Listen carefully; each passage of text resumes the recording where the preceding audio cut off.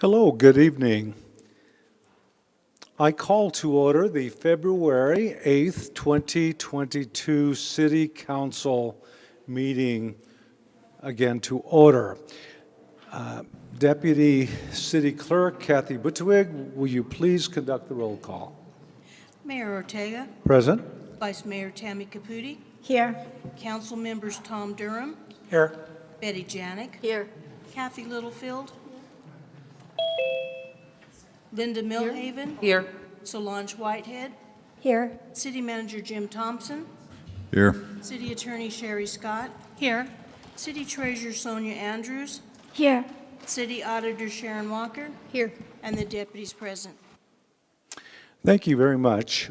We have Scottsdale police officers, Anthony Wells and Dustin Vucevic, as well as firefighter Ray Igliane here if anyone should need assistance. I'll ask Councilmember Littlefield to lead us with the pledge.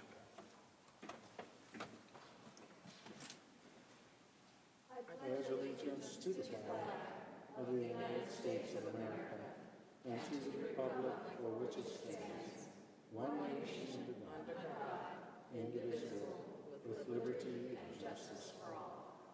Thank you.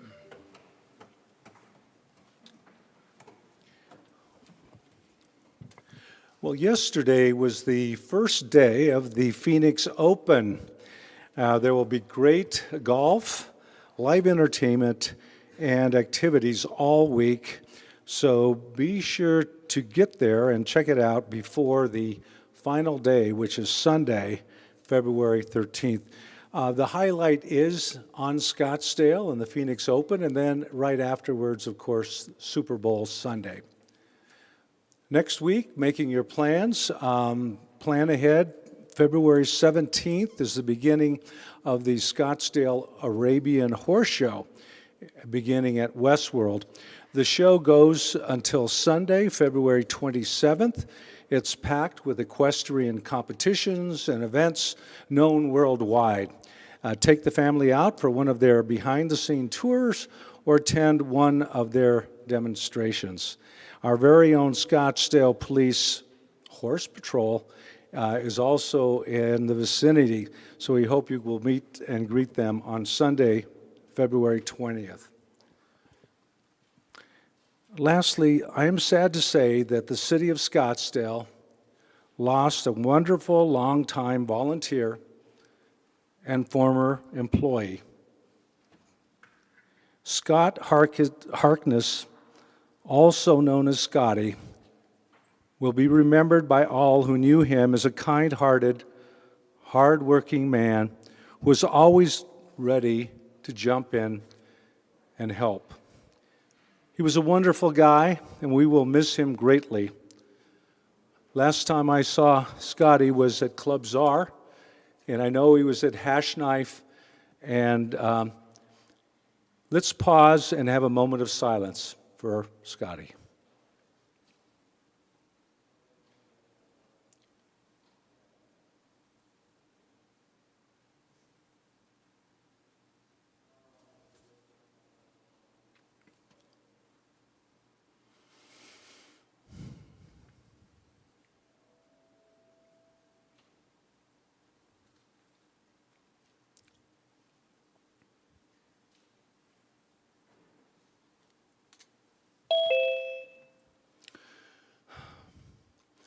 The next item on our agenda is public comment. Public comment is reserved for Scottsdale citizens to comment on any non-agendized items that are within the council's jurisdiction. No official council action can be taken on those items, and speakers are limited to 3 minutes to address the council. So we do open public comment, and I'm told there is none. So accordingly, I will close public comment. It appears as though we have no minutes for approval. Normally, we'd review our minutes at this time. There are none. So we will go directly to our consent agenda items, 1 through 17. The consent agenda items have been reviewed and posted and presented. We also give the public an opportunity to comment on any of the items 1 through 17. And I'm looking over, I don't see any comments. Therefore, I will close public comment on the consent agenda items. At this point, I would like to receive a motion to approve the consent agenda items. So moved. Second. Thank you. Councilman Durham, and then seconded by Councilwoman Littlefield. Any discussion? Please register your vote.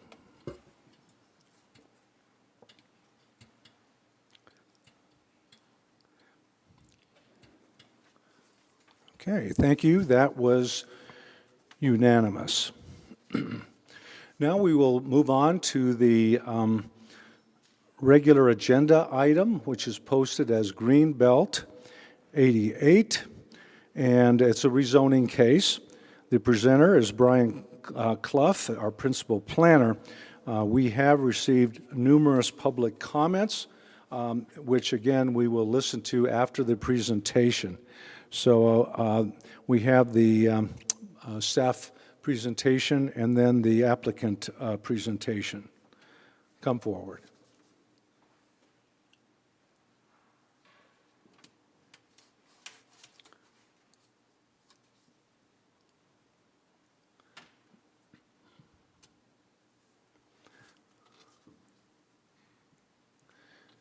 Thank you. We'll have Brian Clough, the principal planner.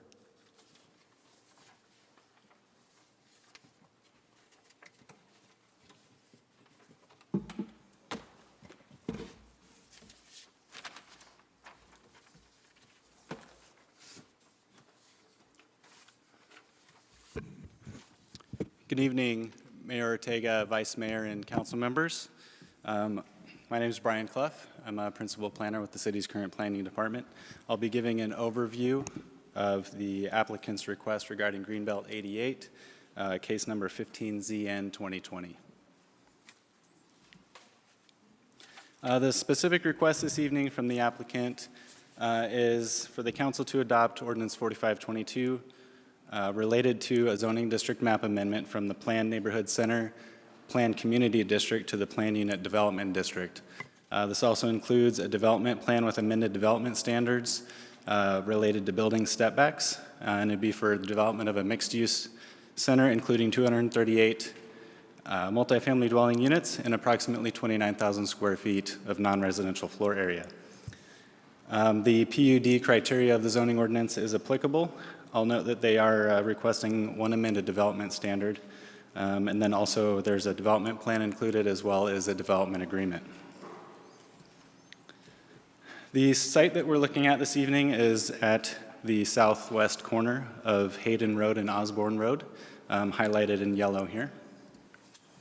Here's a closer look at the site, which is an existing shopping center. The boundary outlined in yellow is the area subject to the application, owned by the applicant. I'll make note that it doesn't include the bank at the corner, the Carl's Jr. or the Starbucks building in the same shopping center. And the proposal would include demolishing the existing site that you see in yellow for the redevelopment proposal. This is the existing zoning map of the property, Zone Planned Neighborhood Center, Planned Community District. And the proposed zoning map with the planned unit development designation. This here is the site location relative to the city's 2035 general plan land use element, with the site designated as mixed-use neighborhoods, which are intended to accommodate higher density housing combined with complementary office or retail uses in a mixed-use environment with residential above commercial. The site's also within the Southern Scottsdale Character Area Plan that's identified here. And I'll note that the application did come on the council agenda a few months back. and there were some updates made to the application between then and now. So this slide summarizes some of those changes that were made to the application. The applicant did conduct some additional neighborhood outreach in the surrounding community. The number of units in the proposal were reduced from 278 to 234 units. So that's now density proposed at 34 dwelling units an acre. Additionally, the applicant adjusted the massing adjacent to the northwest and east sides by removing and pulling back portions of the fourth floor area of the building. The building height was reduced from 48 feet with 10 feet of mechanical to 45 feet with limited to 5 feet of mechanical. There was an increase in commercial, or you might say non-residential floor area, from 25,000 square feet to 29,000 square feet, which now includes 4,000 square feet of flex space. Additionally, there was some terms added to the development agreement for workforce housing, with the proposal that would include 8 units being designated as workforce housing within the development. So here is a look at the proposed site plan. So you can see the new multi-story building here, which would house the 238 residential units. It also includes a commercial pad closer to Hayden Road here, and another commercial pad here closer to Osborne. This slide here highlights some of the pedestrian circulation through the development. You can see, the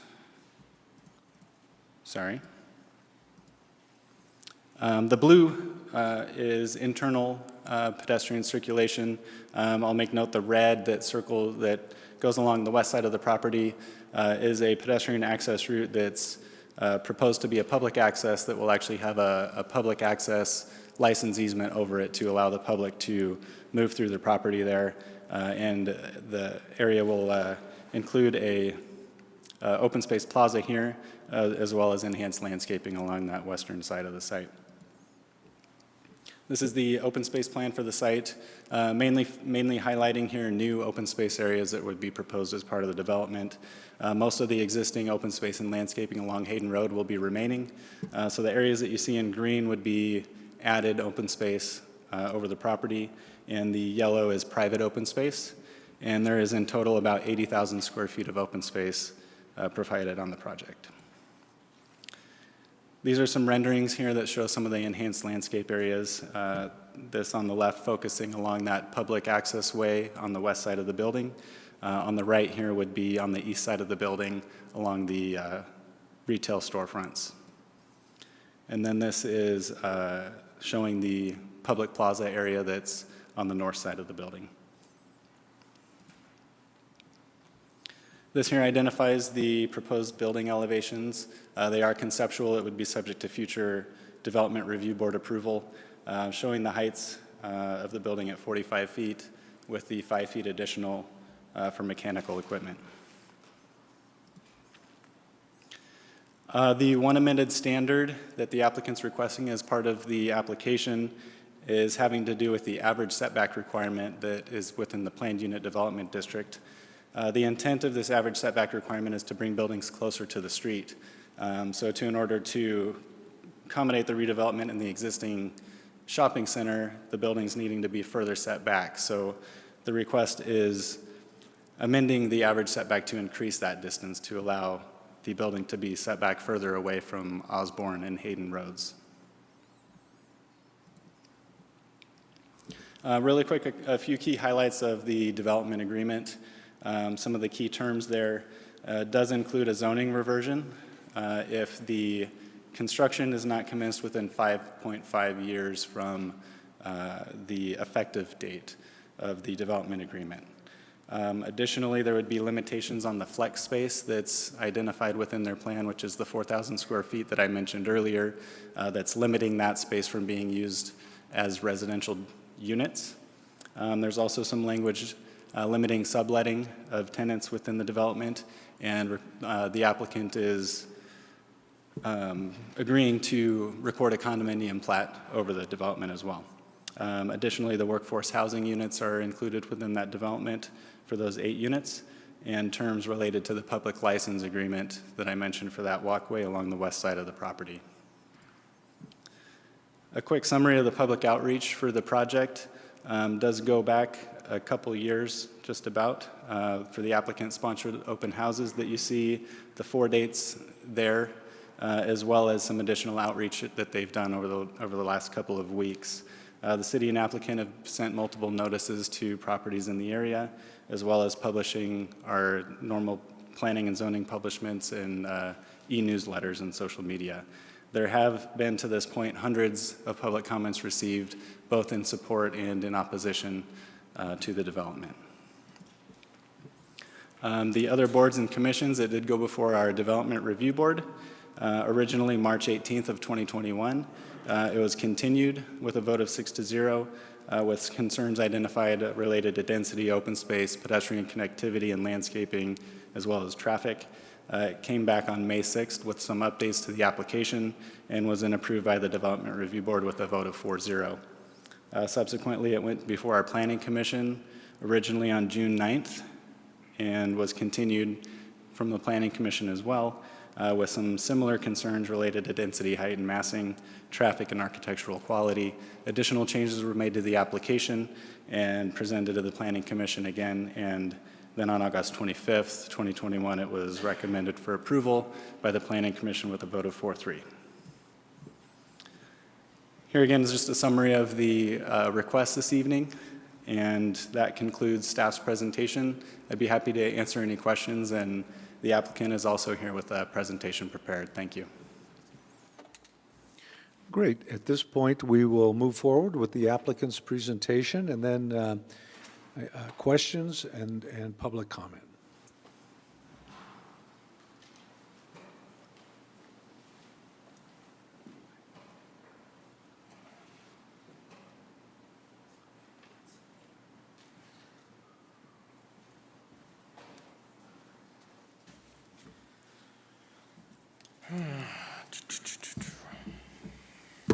Mr. Mayor, Council, good afternoon. For the record, my name is Jason Morris with Morris on behalf of the applicant for Greenbelt 88. It has been a pleasure to present this case both at the DR level, presented to staff, and also presented to your Planning Commission, as staff mentioned, all of which have recommended approval of this case. We're also happy to stand before you today with not only a survey but also an actual petition with over 1,200 names of support from your citizenry, from this neighborhood, in support of this project as we stand here today. And I'll go through some of the details of this case, although fortunately you are very familiar with it. There is so much to say about this application, and I don't know that I've had the opportunity to present a better application to the city of Scottsdale on any case, let alone a case that stands in front of you with this much support and support from virtually every one of your recommending bodies below. Let's see if I can get the presentation up.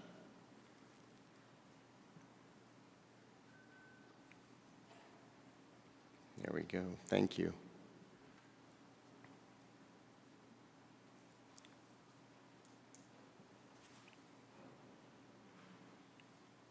I am not Brian Clough, for the record. He did a much better job.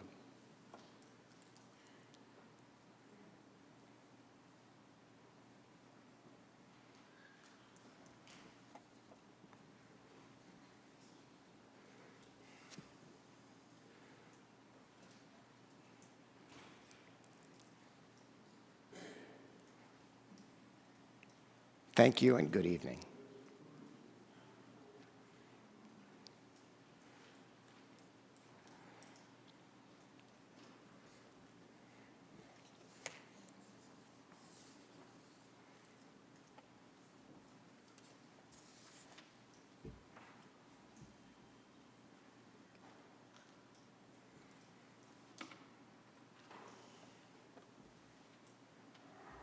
Mayor and Council, while we're waiting for the presentation to come up, I can just share with you much of the outreach that has occurred within the time that you've allowed us to go back through continuances and work not only with the neighborhood but the city at large, because that support that I referenced earlier does not only come from the citizens in this neighborhood, and you'll hear from people who live within proximity of the site, but you'll also hear from the small business owners who are looking for an opportunity to see development occur in an area where there is vacancy, because their businesses depend upon the citizens of Scottsdale being able to have good access to these sites and to be able to spend money within these shopping centers. The shopping center that we're talking about today, Lucky Plaza, is almost as old as me, and I'm old. And this particular owner has had this property over 18 years. So this is not a developer coming to you and asking for a quick buck or speculation. In fact, just the opposite. It is a Scottsdale property owner who has kept his property up for almost 2 decades with the hope of making this a successful site. And even when there were challenges on this site, continuing to put money into the property and keep it maintained at the highest level, despite the fact that there's been vacancy, 8,000 square feet of vacancy in this particular shopping center for over 8 years. So we're dealing with the larger retail situation, but the larger retail situation, and here's the presentation, is also coinciding with a residential crisis and a residential strain. So we'll talk more about that, and thank you for bringing this up. Let's see.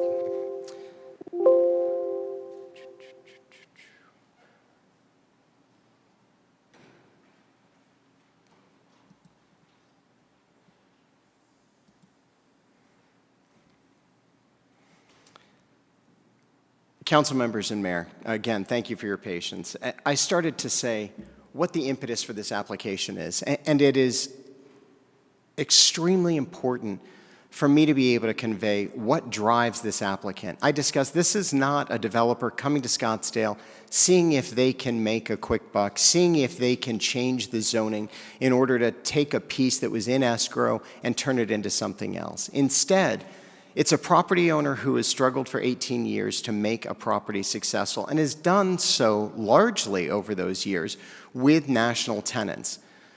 But that landscape has changed, and there isn't a shopping center owner anywhere, Scottsdale or otherwise, who wouldn't first seek just to lease their space, because leasing the space of the buildings that exist is the clearest path to both a profit and a successful shopping center. And if that was viable, I would not be here today, and this applicant in this particular application wouldn't have languished the last 2 years to make sure it is ready for your approval. So I'm sharing some highlights and some headlines. I'll go this way. That talks about that retail apocalypse. It talks about American consumers, but this is all information you know. If you are ordering online today, you recognize it. If you are shopping today, you recognize the change in attitudes and activities. You recognize that by and large, if something can be ordered online, it is. And if something can be purchased at one large retail rather than several small retailers, it is. So what we have is successful restaurants and services, and that's what we're trying to build around with this particular application. You see a 20% reduction overall, and that's CBRE's report. PricewaterhouseCoopers has similar numbers. And as you look at the per capita square foot, this to me is the most striking number in this presentation, and that is the amount of per capita square foot of retail in Scottsdale versus other cities. We have a national average of 56 square feet. Scottsdale's at 90. You have been incredibly successful, and Scottsdale will always be successful because of its nature. That doesn't mean that individual parcels will be successful, and everything needs to be evaluated because nothing is static. The status quo does not work on this property, and if it did, I would not be here, and a property owner who has spent 18 years making this property work would not be here. Instead, we're looking at a dated and shopping center that suffers from the fact that the 2 largest tenants, which represent 63% of the space, have expiring leases and have indicated they will not be there long term. That Doesn't mean there aren't options, but the options that are available under the existing zoning are not beneficial to the city itself. We could do a church. We could look at doing storage on site, as other people have done. We could change to office to the extent that office was there. And if not, look at schools, professional schools, none of which add value or interest to the neighborhood, none of which support the surrounding small business members. The plaza itself, because of its age, has a series of deficiencies, the most striking of which, to anyone who has walked that greenbelt, is that the greenbelt has the back of this shopping center. It is loading zones, it is back of house, and it is trash dumpsters. And that's not what Scottsdale deserves. It is one of the best sites for the sunset in the city of Scottsdale. As we look at the solution has been and will be adding vitality and adding residential to this site. It's what this application requires. It's what has been done in Scottsdale successfully already. The project details itself add 25,000 square feet of new retail, and I'm going through this quickly, forgive me, and I know I lost some time while we were playing with this, so hopefully you'll indulge me. But I want to make sure that you are heard and that this application is heard.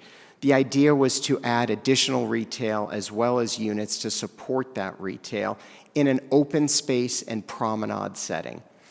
The promenade itself, the Paseo, is 1,000 square feet of open space and direct access from the Greenbelt so that citizens can walk this area instead of looking at garbage bins and the back of house and loading areas.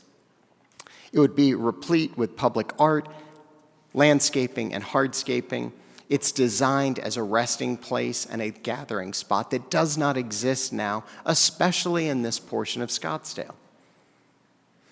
It also includes a 14,000 square foot plaza that's dedicated by license to ensure that it's there long term. It's not just part of the site plan, it's the heart of the site plan for open space. This gives an idea of how that area will be utilized, how it will be landscaped, and the idea of having a game lawn and event area in that space. In addition to that, it's the conversion and addition of retail space. So if we look at the numbers, it's a 65,000 square foot shopping center today with 2 large tenants who have indicated they will not be there long term. Instead, we're replacing that with residential and 25,000 square feet of new, small, boutique retail and services, in addition to the existing retail that will remain, which is another 10,000 square feet. So with that square footage, we're still over half of the existing square footage, much more public benefit, a much better design, and residences, which are sorely needed, not only in Scottsdale as a whole, but this part of Scottsdale in particular. We have not been deaf to the concerns of neighbors and those who have had interest in this case. And I don't want to go over every one of these because I don't have the time, but hopefully this gives you a sense of the changes and revisions that have been made over the life of this application to meet the needs of either the city or the residents of this area. We've also removed large sections of the proposed 4th floor to push back areas, to make it less obtrusive, and to make it blend into the other buildings in the area. This gives you an indication just of the Greenbelt side, taking away cantilever design, replacing it, pushing it back, and then ultimately pushing it back even further so it's not visible from the ground level. As this indicates, we removed the entire 4th floor of residences on the Hayden side to bring it down a full floor when there were concerns about 4 floors facing Hayden Road above the retail. So instead, it was ground floor retail with the 2 floors above. It's not a high-rise, it's not mid-rise. The majority of it is at 36 feet tall. Only the 4th floor, which is a small portion of it, is 40 feet or 45 feet tall. The 4th floor is set back 230 feet from Hayden itself. The PUD, just for a point of reference, allows 48 feet with a cap of additional 10 feet for screening, but we're not taking advantage of that, and we have stipulated to a total height of 50 feet at the highest portion, which is a very minuscule 30% of the overall building. This gives a sense of the building heights, but also shows these red arrows an indication of how far set back we are from both of the arterials, both Hayden and Osborne, as well as the Greenbelt itself. This gives perspective in terms of building design, but also shows in terms of how this blends into that area and how it will not be perceived as a building in excess height, especially because the vast majority of this entire set is at 36 feet. There were concerns about traffic early on. I'll touch on that by saying there is less traffic if you approve this application than there will be if this is a retail center, period. We can quantify it. We can look at those numbers. These are not our numbers. These are numbers that have been verified by your traffic department as well. Not only do we have less traffic overall, and not only is the applicant paying for traffic improvements, we have better access for ingress and egress for this site than any other multifamily site in the city of Scottsdale that's been before you. Both the existing condition, what we're looking at for entering the site, and overall access to this site. In terms of density, and this is the last thing I'll touch on because I know there are questions and other speakers. In terms of density, we need to talk about what that means. Overall, there was a request that the density be around 24 units to the acre because that was what other multifamily in the area was requesting. Our application does not include the out parcels, the Starbucks, the former Carl's Jr. that is now closed for lack of business, and the bank. And in those instances, if we take out that acreage, we have a higher overall acreage. But with those sites, and I'm going to give them to you as both numbers because that's only fair. The site itself, the 7 acres, is 34 dwelling units to the acre. If we included just the right-of-way, not even the property, but just the right-of-way adjacent to our property that includes the shopping center, we would be at 29 dwelling units to the acre. But if we do what any member of the public would do, any citizen visiting this site who cannot see an invisible property line because they're visiting a shopping center, they would recognize that the entire site at 10 acres is actually at 23.8 dwelling units per acre, which is in line with even what those opposed to this application requested. Mayor, you've been very, very patient, and I appreciate that. I've discussed density. I've discussed the housing considerations, but I need to just close with this. This is not just a pipe dream, and these are not just scare tactics. There is a shortage of housing. That shortage of housing is affecting Scottsdale just like it's affecting other municipalities.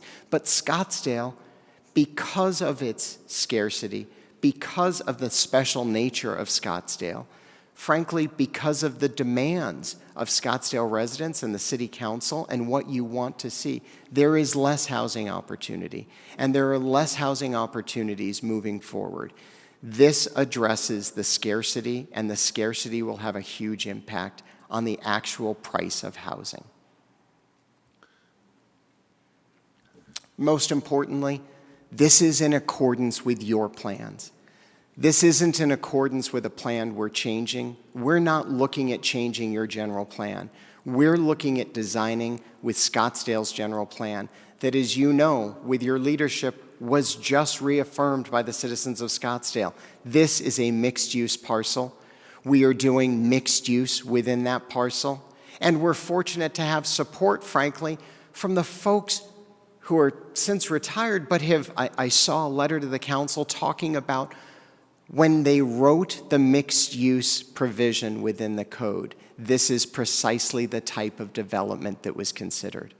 With that, Mayor, with staff support, with DR's unanimous support from members of the council who sit here tonight, with the Planning Commission's support, and with overwhelming community support, I urge you to allow this application to be approved so that we can improve this site for the entire city. Thank you. Thank you.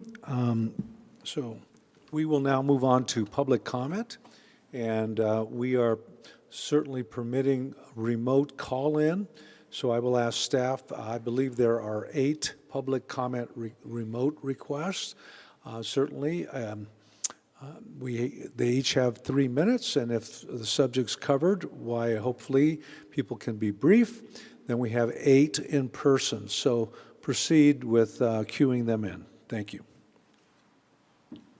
Good evening, Mayor Ortega and members of the City Council. This is Shane Stone with the City Manager's Office. Our first remote public comment will be coming from Angela Underwood, to be followed up by Jake Mathey. Ms. Underwood, please press *6 and begin your public comment.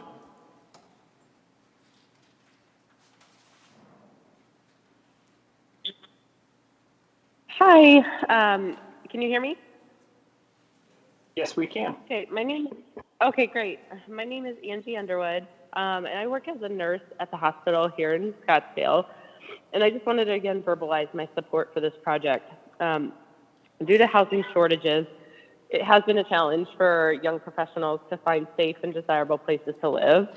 And the idea of having a new rental community that makes a good use of the current space is really appealing to me as well. I want to live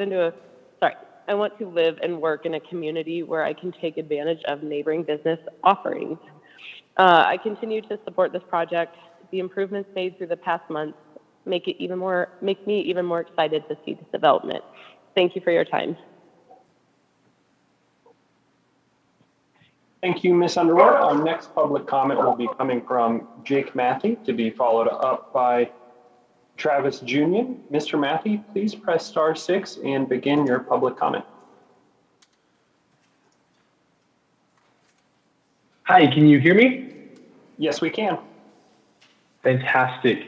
Good evening, Mayor and Council. My name is Jake Mathey.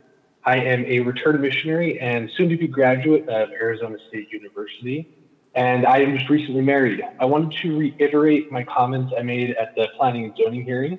As I start my professional career in Scottsdale, my wife, a police officer, and I are looking for an area where we can form a community of our own. We have a severe lack of inventory and housing options in the area. We want to live in a safe and tasteful development with other young professionals. This project and the development of it is exactly the type of experience we are searching for as we look to start our life in Scottsdale. We've liked the projects before, and we like it even more with all of the improvements that have been made. Please accept my support in favor of this project. Thank you. Thank you, Mr. Mathey. And our next public comment will be coming from Mr. Travis Junion, to be followed up by Becky Jones. Mr. Junion, please press *6 and begin your public comment. Good evening, Mayor Ortega and members of the council. Travis Junion, 4013 North 83rd Street, Scottsdale. I want to thank you for the opportunity to speak telephonically this evening. I've not been shy in my support for this project. I continue to be impressed with the professionalism of this team as they have navigated the approval process, engaged the neighbors in a responsive dialogue, and forged the current version of Greenbelt 88 before you for consideration. Numerous substantive changes for the better were made to this project pursuant to input from the neighbors. While Mr. Silver has been an exemplary property owner, he cannot be expected to overcome the reality of changing consumer habits. The status quo is very simply not an option. All over the valley, we see examples of dead retail centers blighting neighborhoods. Greenbelt 88 is an opportunity to reinvent this vital corner into a thriving community asset. That's why I'm involved. I want this project in my neighborhood. This kind of quality redevelopment, reinvestment in Scottsdale is the reinvestment that Scottsdale should embrace and residents deserve. This is an opportunity for this council to course correct away from the recent high-density infill projects which offer zero benefit to the surrounding neighborhood. If a project of this caliber, brought forward by a trusted community member, designed by an architect who lives across the street from the project, cannot succeed after an arduous approval process and considerable investment, Scottsdale's reputation as an attractive place to do business is in serious jeopardy. I respectfully urge your approval of Greenbelt 88. Thank you. Thank you, Mr. Junion. And our next public comment will be coming from Becky Jones to be followed up by Krista Sobal. Ms. Jones, please press *6 on your device and begin your public comment.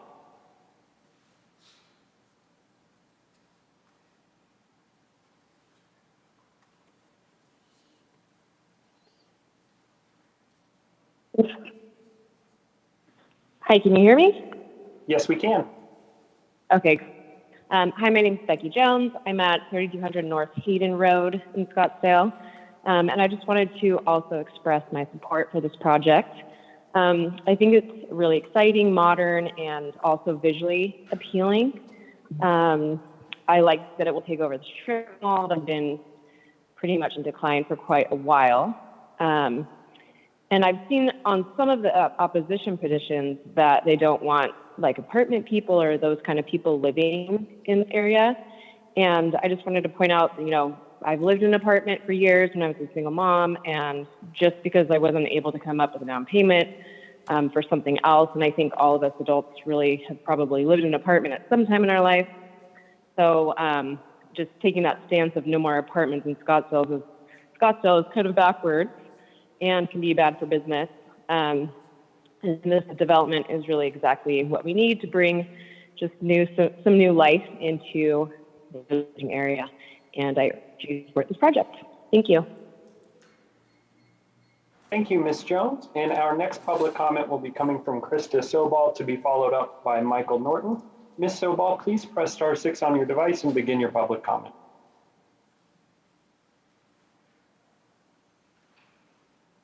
Can you hear me? Yes, we can. Hi, I'm Krista Sobel at 14635 North Kierland Boulevard, and I am an active Scottsdale real estate agent. I've never attended a Scottsdale City Council meeting before in person or virtually, but I felt like it was really important for me to express my support for Greenbelt 88, mostly because as a realtor, it bothered me when I heard that people who are opposed to this project said that it will be bad for their property values. Do you know what's bad for property values? Aging strip malls, with both big and small strip malls that Scottsdale is riddled with, and empty, vacant, and commercial spaces. These developers have bent over backwards for us with transparency and concessions to the opposition starting almost 2 years ago. If you don't pass this project tonight, I'm not sure what you think is going to come next. This is the mixed-use, low-rise development that we want. Don't be scared of having more people move to Scottsdale. I promise you it's a good thing for our economy and for Scottsdale's small business community. New residents continue to move here every day, and this project is where entry-level workers, public servants, and corporate professionals would be proud to live in. There's a clear housing shortage that's been talked about tonight, and we hear all in the news in the Valley every single day, and continues to drive home and rent prices through the roof and makes my job very difficult. And I would just urge you to please support this project and continue to please supporting additional housing options in Scottsdale. Thank you. Thank you, Ms. Sobal. And our next public comment will be coming from Michael Norton to be followed up by Nicole Golding. Mr. Norton, please press *6 on your device and begin your public comment.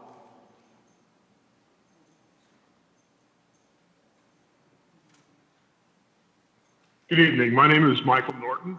I've lived in Scottsdale since 1994. I want to thank you, Mayor Ortega and Vice Mayor Caputi, and our City Council for allowing me to speak. I really respect the fact that we get to talk to our City Council, we get to participate in the decisions that happen in our community. Over the last 10 years, whether it was intentional or not, Scottsdale has watched the number of families living in our community shrink. However we went about pushing them out, we effectively pushed them out each and every year from 2012 through today. The number of young families living in our community has declined. In their place, we have senior citizens, and I am certainly one of those. One of the remarkable things about my era is that we believe that we will be young forever. We will never grow old. We will never become feeble. We will never get to the point that we have to be wheeled around in a chair or require medical care. Truth of the matter is, that's the opposite of reality. And as our city has grown old, our demand for medical care will multiply. About 20 years ago, the people that really knew what they were talking about, the hospital administrators and the people that studied the effect of aging in our nation, warned that as we grew old, we would face a crisis. There would not be enough younger people left to take care of us as we grew old and needed extra care every year. And while our era of human beings is more healthy than the aged people before us, the cost of medical care and the needs of staffing have multiplied.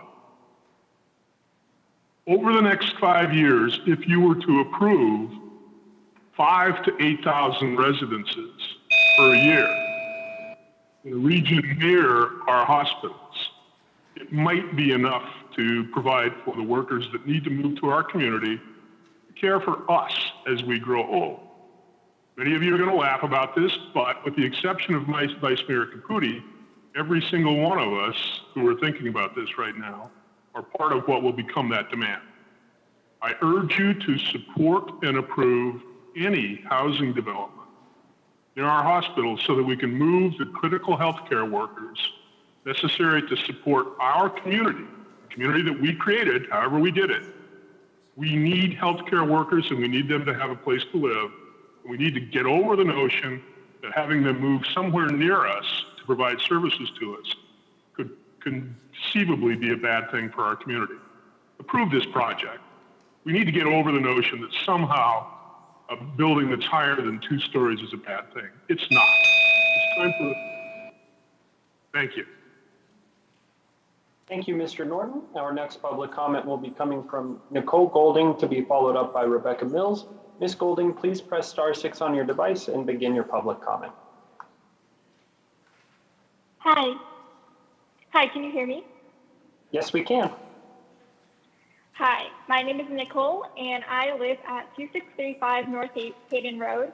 I live right near the property, so I really hope you'll take my comment into strong consideration, as me and my neighbors will be affected the most.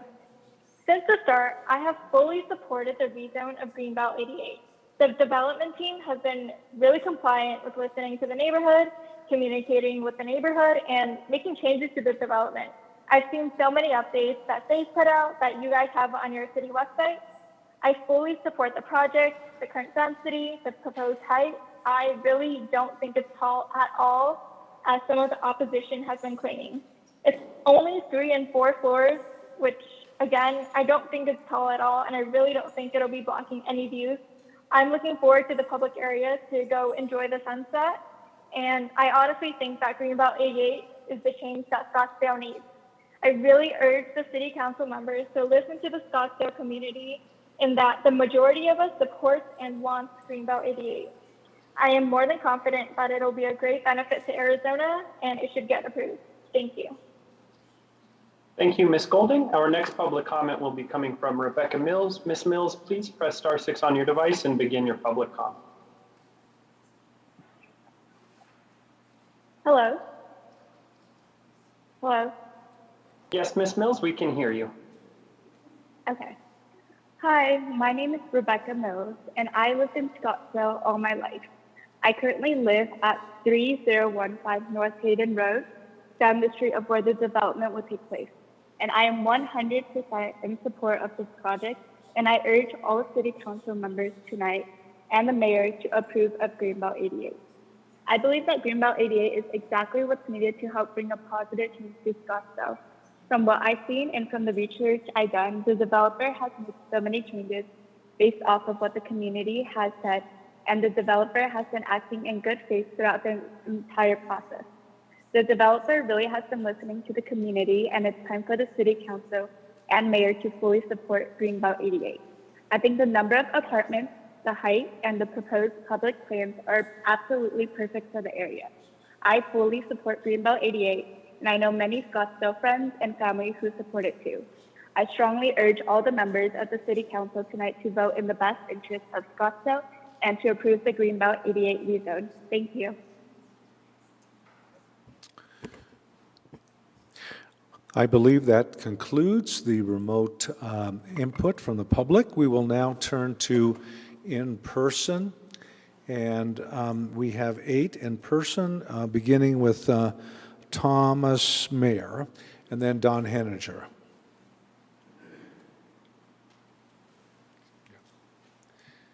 Just please state your address and welcome. Can you hear me? My name is Thomas Mayer, and I live at 2824 North 69th Place in Scottsdale, South Scottsdale. I'm here to voice my support for Greenbelt 88 and to ask that you vote in favor of this project. And here's why. I live and work in South Scottsdale, and I'm quite familiar with the area. I shop at the stores, I dine in the restaurants, and I enjoy our parks, our galleries, and our museums. I like Scottsdale. It's my home. And as a realtor, a licensed realtor, I spend much of my time working with buyers looking for homes in Scottsdale. But there's too little available housing, and prices for single-family homes are a little too high, whether for rent or to purchase. We can't build more single-family homes in built-out neighborhoods, but we can build high-quality, multi-use projects to meet the demand for affordable housing in South Scottsdale. Greenbelt 88 is such a project. It rejuvenates an obsolete and struggling retail center into a thriving multi-use community. It combines affordable residential living with retail shops and restaurants. It has plenty of parking and open space and provides immediate access to walking and biking paths, and it even has a golf course nearby. There will be no short-term rentals. The residents of this project will likely already be employed in Scottsdale and, in time, will be potential buyers of single-family homes right here in Scottsdale. Current retail tenants, including Uncle Sal's Restaurants, one of my favorites, were offered leases and the opportunity to relocate to a new building to facilitate continuous operations during construction. This project is a win for South Scottsdale and for those who wish to make Scottsdale their home. I ask that you approve the Greenbelt 88 rezoning, and I thank you for your time. Thank you. Next, we have Don Henninger and then Jeffrey Davidson.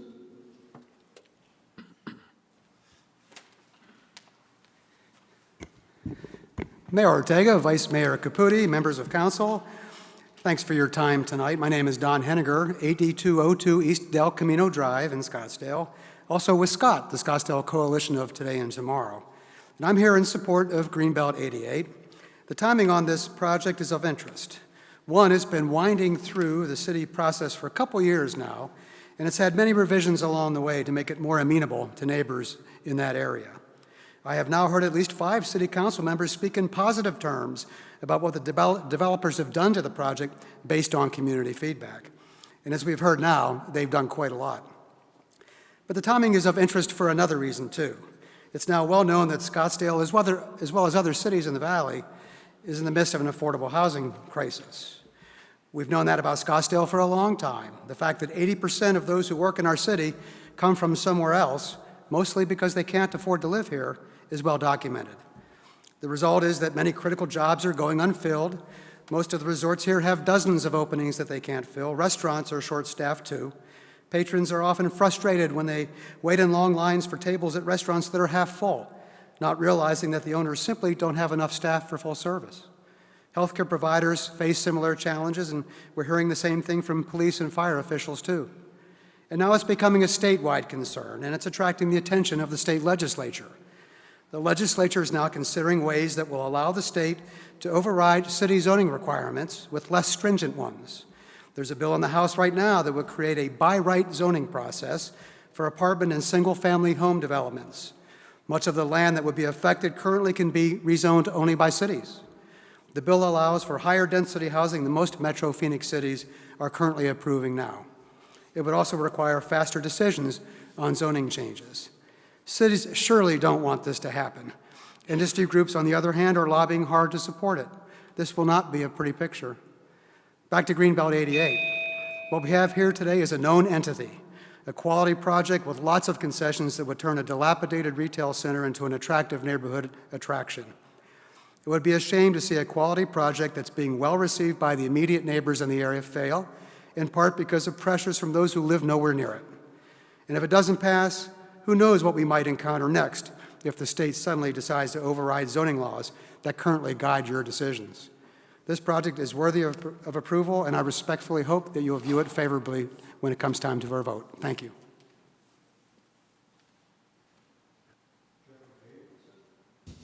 Jeffrey Davidson and Anthony Levy.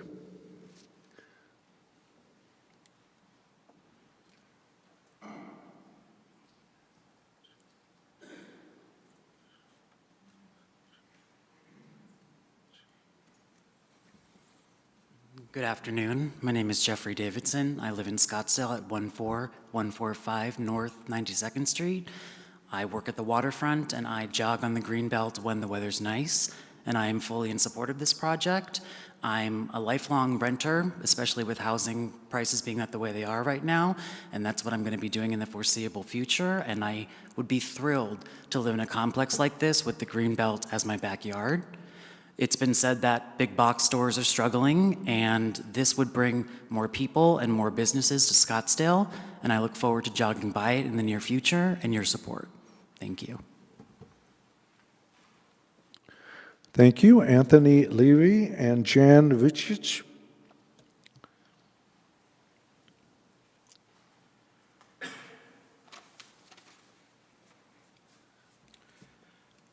Good evening, Mayor and Vice Mayor and council members. My name is Anthony Levy. I live at 8750 East Monterey Way, 85251. Our group Safeguard Scottsdale has never called anyone a disparaging name. We have never said we were against progress. We have never said we look down on people that live in apartments. We have never used a plant at the developers' open houses to speak against this program. But this has been what has been said and done to us at the open houses in the Arizona Republic, in the industrial publications. All we have ever asked for is a 3-story building with 24 units per acre, or upgrade Lucky Plaza. What we got was threatened to build storage rental units on the property. Ladies and gentlemen, there are already 10,000 apartments approved for Scottsdale that have not yet been completed. Then there are also thousands more completed. Most of these are in South Scottsdale, the most densely populated area of our city. Enough is enough. Be the first city council in the valley to stand up to these developers. We were told in the last election that this council would listen to the people, and it's time to prove that.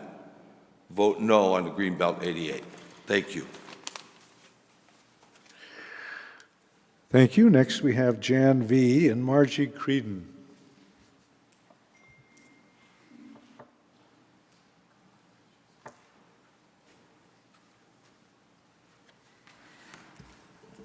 Mayor Ortega, Vice Mayor Caputi, and council members. As you guys know, I've gotten to know you well over the past 2 years, and I appreciate all of the hard work that you guys have put in, as well as the developers. So when we started this group, it was to voice our thoughts on how we can get this project to a community benefit. Well, we did that. If we hadn't stood up, we would be sitting here with a 5-story, 388-unit apartment building multi-use complex. But what we've got today is actually a really good project. Kudos, you guys are great. Jeff, amazing. Seriously, I love this project.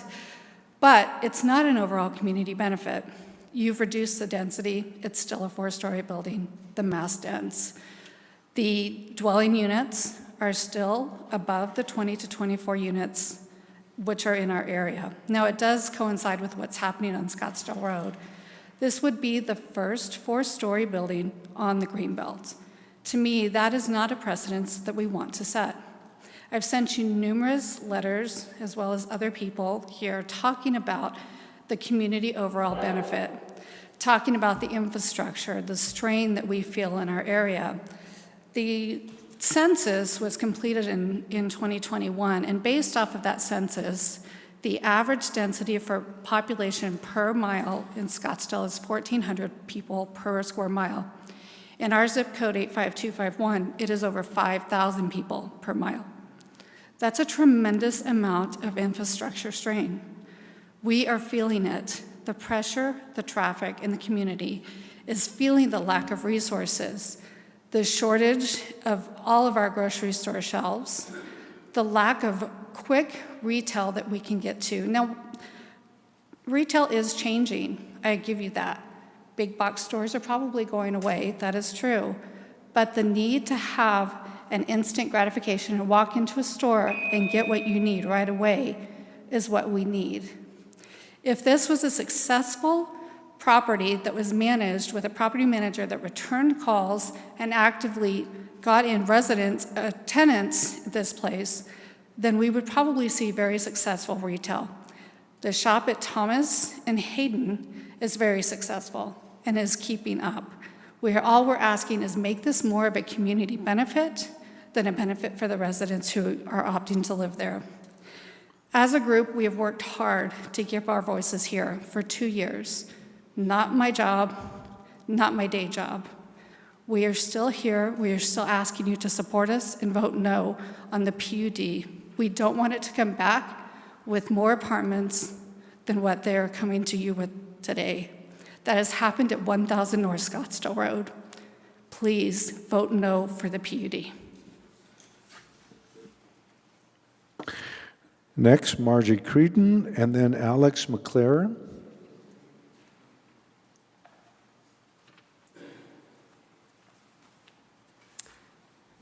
Hi, I'm Margie Creedon, 2940 North 83rd Street.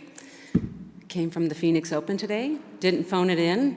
Ubered down here because it was a lot of fun. But anyways, I'm here today because we've been here for 2 years. Our neighborhood has been here for 2 years trying to speak out. There's been a lot of talk about housing shortage. We have 8,000 to 10,000 apartments already on the bill, on the docket, ready to go. So let's see how that pans out before we have to do, what is this, 2.5% of that 8,000, 238. I just think it's a small amount, but if you see the heart of the neighborhood, you see that we want something different. If you heard us at least, you'd know that we've talked about right-sizing. We've right-sized our elementary schools because we've had to. We've right-sized our middle schools in this town. Right-sized retail. It's not storage rooms and churches or mixed-use hybrid apartment complexes. It should be that the developers offer something to the owner that's something different. And if the developers can't, I certainly can. Ask me. I'll talk with the owner and show him exactly what we need to do, because I go to that place probably 3 or 4 times a week. We've been at the dance studio, we've been Office Mags, we go to Big 5, I get my tonneau rim permit there to go kayaking, we go to Uncle Sal's, of course, and UPS. So it's really, I don't know if the owners ever really sat down and talked to us, so maybe we're way beyond that, but there's already 8,000 on the docket, and we have a handful of new council members here. I'm sure you were all inspired to do something different for the city of Scottsdale, for the people of Scottsdale who voted for you. And what's different? How is this any special? If we did 8,000 already with the prior council, what are you going to do that's different? What's special? When we talk about people wanting to live in Scottsdale, I want to live in Carmel Valley. Carmel Valley's not going to build me a 4-story, so that I can go live there because I want to. They're just not going to do that. And we have 8,000 available. So this is peanuts. And we're sitting here talking for 2 years, and we don't get paid for this. And like I said, I cut my day short to come down here, not to phone it in, because I'm trying one last time to be heard by the people that I voted for, to say, oh, this is a different council, and maybe we'll do something different and keep Scottsdale special. That's all I'm asking for. Thank you. Next, we have Alex McLaren and Paula Sturgeon, and 5 more in-person speakers to go. Mayor, members of the council, Vice Mayor, my name is Alex McLaren. I live at 7624 East Osborne Road. I don't live as close as the project architect to the project, but I live pretty close. I know there's been a lot of neighborhood input, and I applaud that. I applaud all of the citizens who take the time to come down to the council and to make their voices heard on projects. So I appreciate that. I think we all need to comment on that. There's been significant input, significant opposition to the project. I was initially opposed to this project when I first saw it. It was a 4-story building. For me, the massing was too intense. Papago Plaza, I think I opposed that from this podium 2 or 3 years ago. I was concerned about the massing.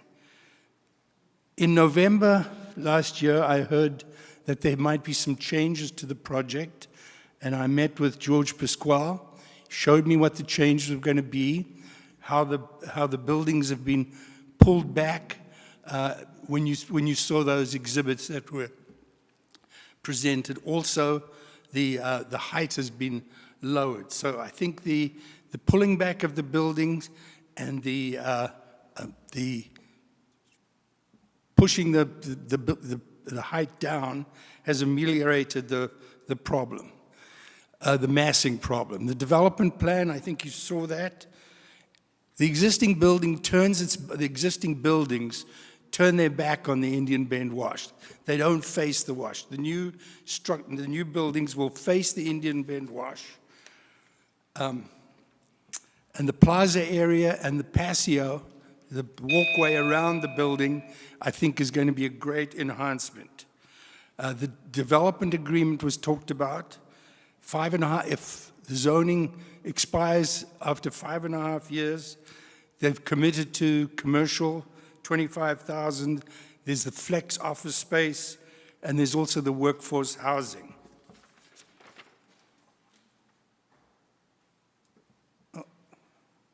This is a graphic of Gentry on the Green, which is Camelback and Hayden, which was approved unanimously by the council.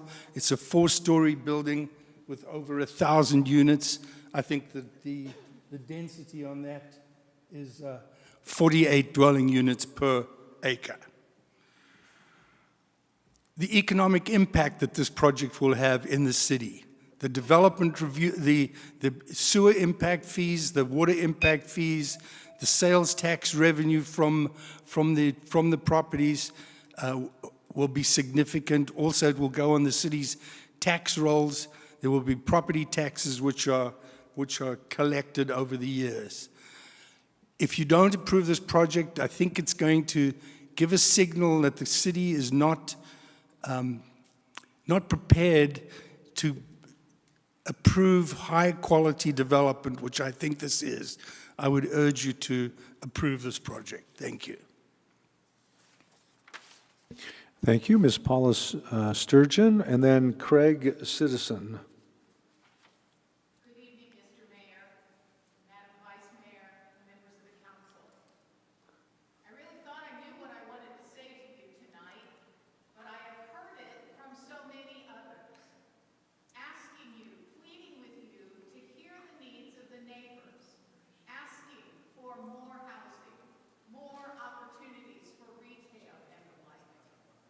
But you know, what I really think is important for you to hear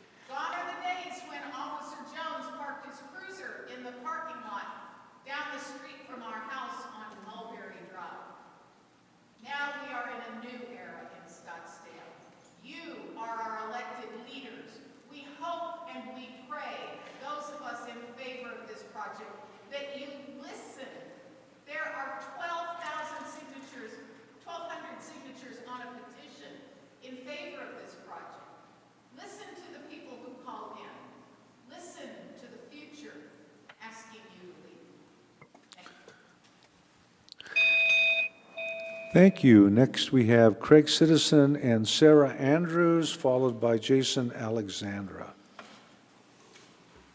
Thank you, everybody. A lot of very passionate people.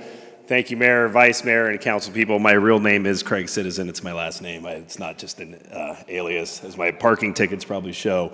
I wanted to voice my support for the project. I have heard both sides of it, and just to bring in a different outlook that I think we've all heard the same thing quite a few times. But I think that one of the things that impresses me the most about it is that it's not taking up any more of the desert. It's not, pushing any animals or putting more strain on our environment. This area is already built. It's already part of the urban dynamic. I am a real estate agent, so I'm not going to beat a dead horse and tell you what it looks like out there, but it's gnarly. We need more houses. This is progress. This is the future, and I think it's the only way forward. But I do appreciate being part of the civic process, so thank you, everybody, and I'm happy that everybody in the city that's here tonight loves the city of Scottsdale so much. It's incredible. So thank you all. Thank you. Sarah Andrews and then Jason Alexander. And then Dan Ruman.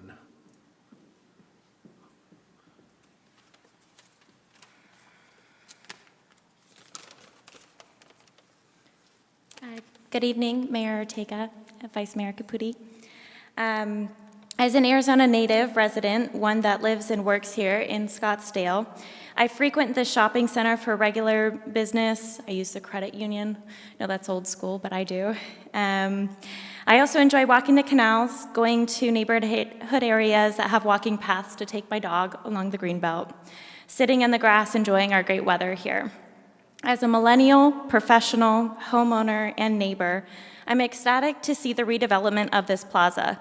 It's great to see new developments put in time and effort into Scottsdale to keep us fresh and desirable.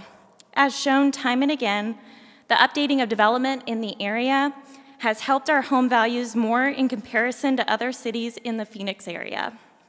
The update to this dated plaza helps the appearance and perceived view of this neighborhood. This will keep our property values strong and encourage the upkeep of surrounding properties as well, keeping it clean. This project, as presented and shown by support of staff and Planning Commission, I have full confidence that this project has been reviewed in the best interest of us as neighbors in bringing a quality project. I hope with everything considered on this project and benefit to our great city, that this project is approved to finish, design, and begin development. I'm in full support of this project. Thank you. Thank you. Next, we have Jason Alexander, then Dan Ruman.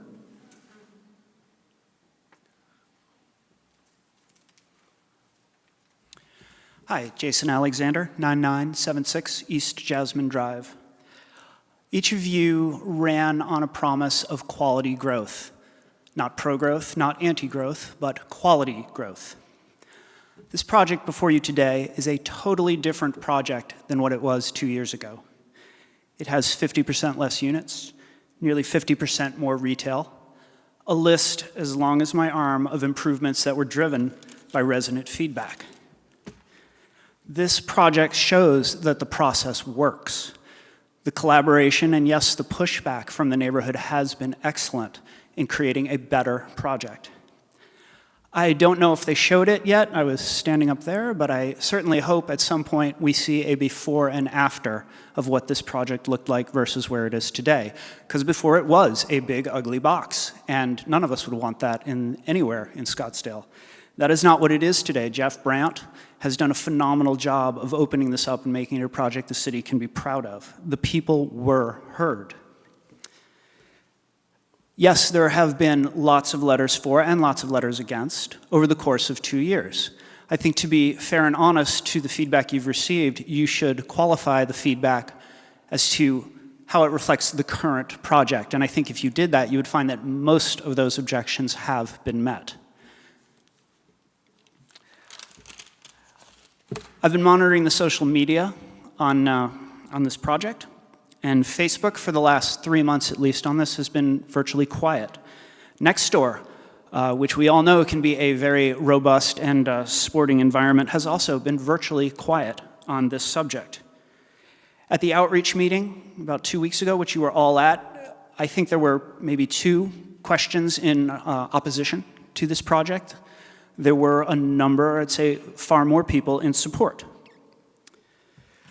Tonight, I just did a count of the comments, and I make the 16th speaker in favor of this project versus 3 against. There are only a few people who remain opposed to this project, and as you've seen in the many emails they've sent you, some of them simply are opposed to apartments. They've said it themselves. They've been quoted in the paper saying no more apartments. We all know the crisis that is happening with pricing, with Scottsdale residents being priced out of their homes, priced out of their apartments. I sent you a letter about that last week, an article in the Progress about it, about an 80-year-old woman being priced out of her apartment. We have an obligation to help our current citizens, our future citizens, and our essential employees and our professional employees to have a place to live. Finally, I read an article in the Progress on the budget discussions from, I believe it was last week. And what we saw was that retail taxes are way up, but fees for new starts have not kept up. They are dramatically below. What we are seeing is a boom from the COVID retail spending. This economy will contract. The spending will dry up. Interest rates are already rising. And Scottsdale is due for a correction in what will prove to be one of the worst economies it's seen, probably since the Great Recession. That will be in 2024, and that will be an election issue for each of you. Thank you. Thank you. Next, we have Dan Ruman and Scott Modelski.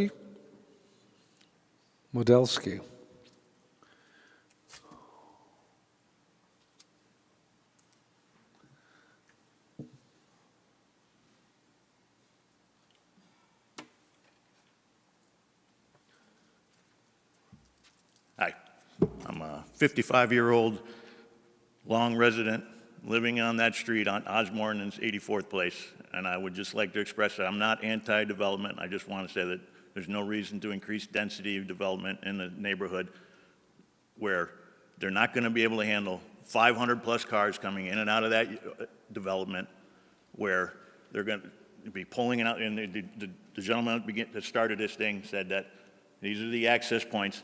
And those access points are going to be that number of cars going through there daily, 500 cars. You approved a development on Indian School and Granite Reef that cannot handle the parking situation that is on that corner right there to this day. So is there going to be enough parking? That's my major concern about the whole situation, is that the parking is going to be overflowing. So, number 4 out of 16 against it. Thank you. Thank you, Scott Modelski.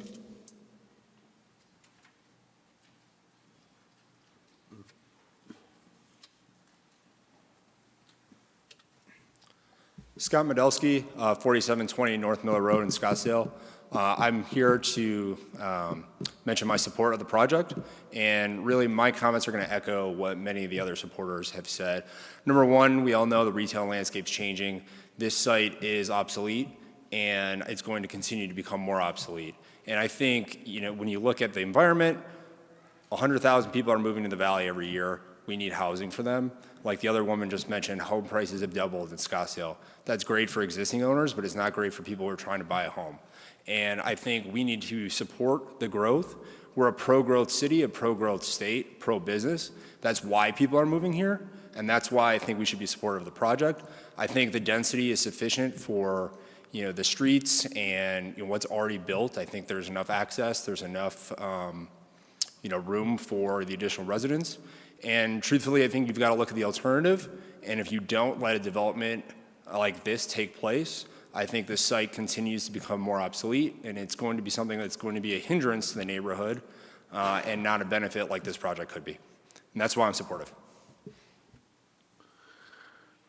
Well, thank you, one and all. At this point, I see no other requests for public comment, so I will close public comment. I will open up to, first of all, to questions, so that allowing the applicant to answer any questions that council may have.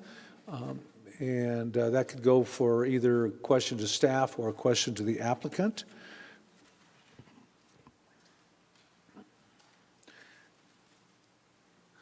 Okay, and I guess we will allow a rebuttal if, excuse me. I'll ask one quick question, only because it was brought up in the public comments and we didn't address it, I think, in the presentation. There was a question about parking, and I don't remember that the applicant described the parking situation. So maybe just a quick explanation to satisfy that question would be great. Hello, Mayor, City Council. My name is Jeff Brand. I work at Nelson Partners, but more importantly, I live at 8128 East Mitchell. So I believe we determined at the last meeting I may be the closest person to this site. Thank you for the question. I realized actually just sitting there that listening to all the public comments that because through DRB and through Planning Commission, I actually have never had a chance to address publicly this entire project. So with your permission, I'd like to add maybe a minute on to that response to give my history on the project and also answer that question. Is that okay, Mayor Ortega? Yes, proceed. Thanks. Thank you.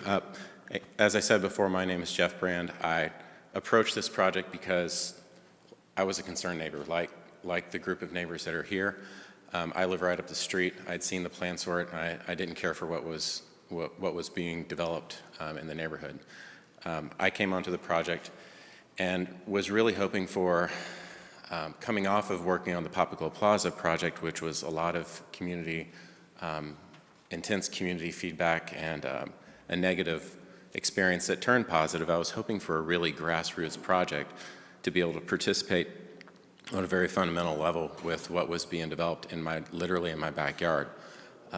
Because of complications with COVID and some complications of community outreach and the platforms we were able to use, it's turned into something very difficult and the ability to work within the community, which is regrettable. But I do want to say that, summary, I'm less concerned, well, there's been a lot of concerns about housing. My number one concern about this project was saving and retaining the retail and the restaurants and what we love and use on this site to begin with. And that's why when we started this process, there was a requisite. We retain all of the shops and the retail that's currently there, and we retain the restaurants, and we add restaurants, and we add a great placemaking experience. So I wanted to add that in there, as I realized I'd never even addressed council or any of the boards or commissions on this project. So thank you for your time.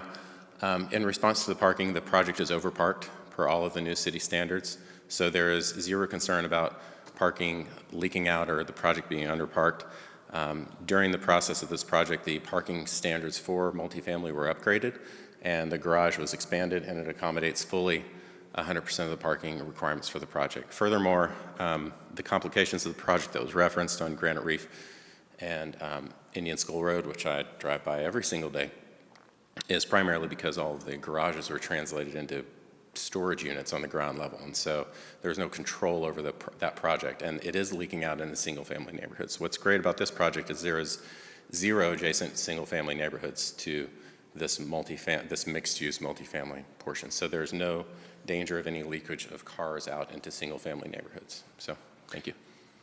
I have one quick question, and then the name always intrigued me, Greenbelt 88. Then I also heard that at one point, this project had 388 units. Is that correct?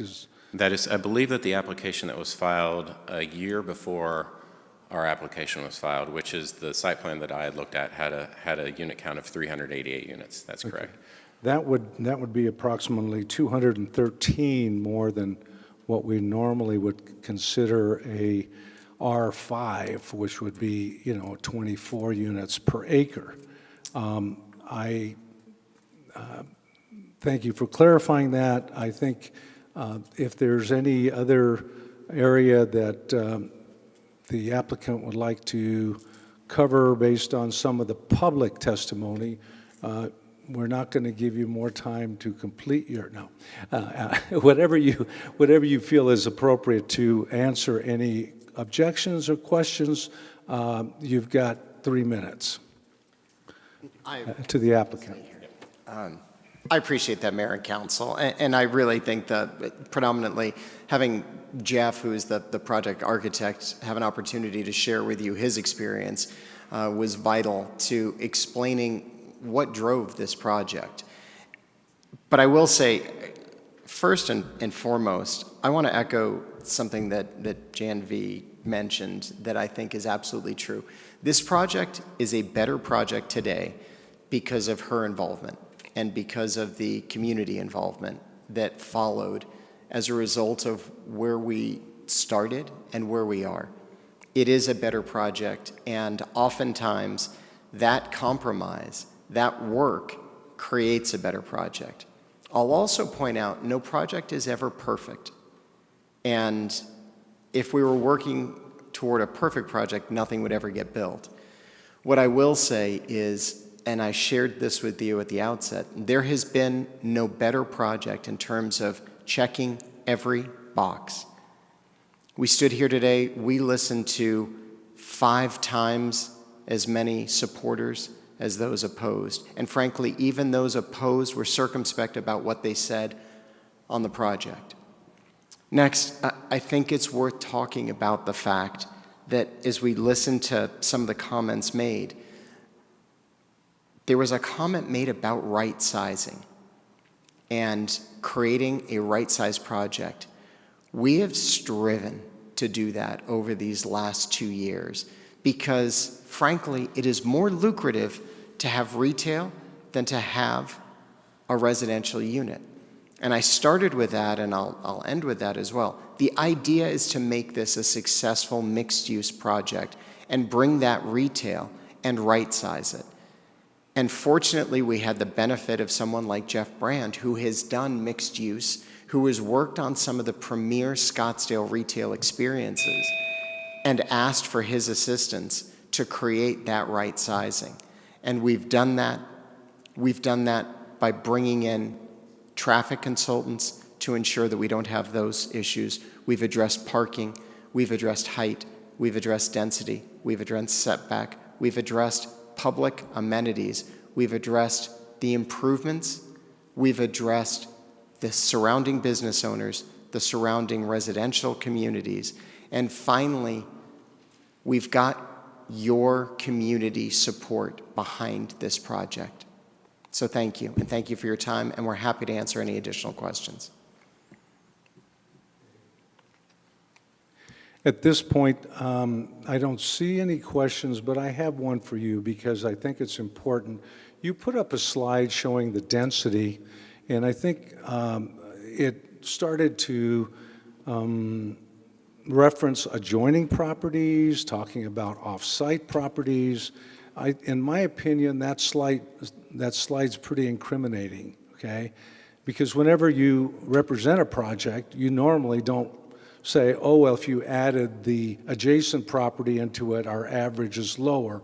Or if you average something across the street. In this case, you're even adding the area of the center line of the street, which is not on your property or not fronting your property. So what you've done is you've exposed one of the problems I have with this project, because you've danced around the density question by trying to include these other areas. Now, that's not a door I want to open as a mayor or in my position as an architect in the past. You can't do that in the long term and then just to justify a greater density. The reason I brought up the 388, that would have pushed the density at 55 units per acre approximately. So that may have been where they started in some dream world thinking that they could do that, and then it got pushed back. I came on board later, it was already in process, I believe. Yeah. So then, we see the questions of how far do you push the envelope, and that to me is an obstacle on this case. You've then reduced it to, I think, 283, so you lopped off 100, and then right now you're still about 63 over what we would call an R5.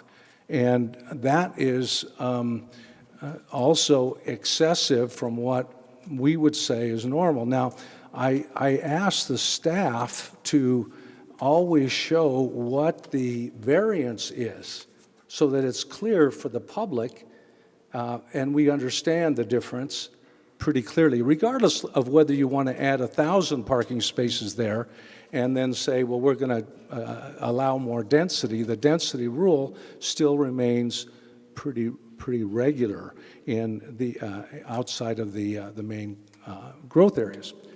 Now, with this context, again, I like leaving that up because it tells me that this is exceeding the criteria, and even today it's exceeding the criteria by 63 units.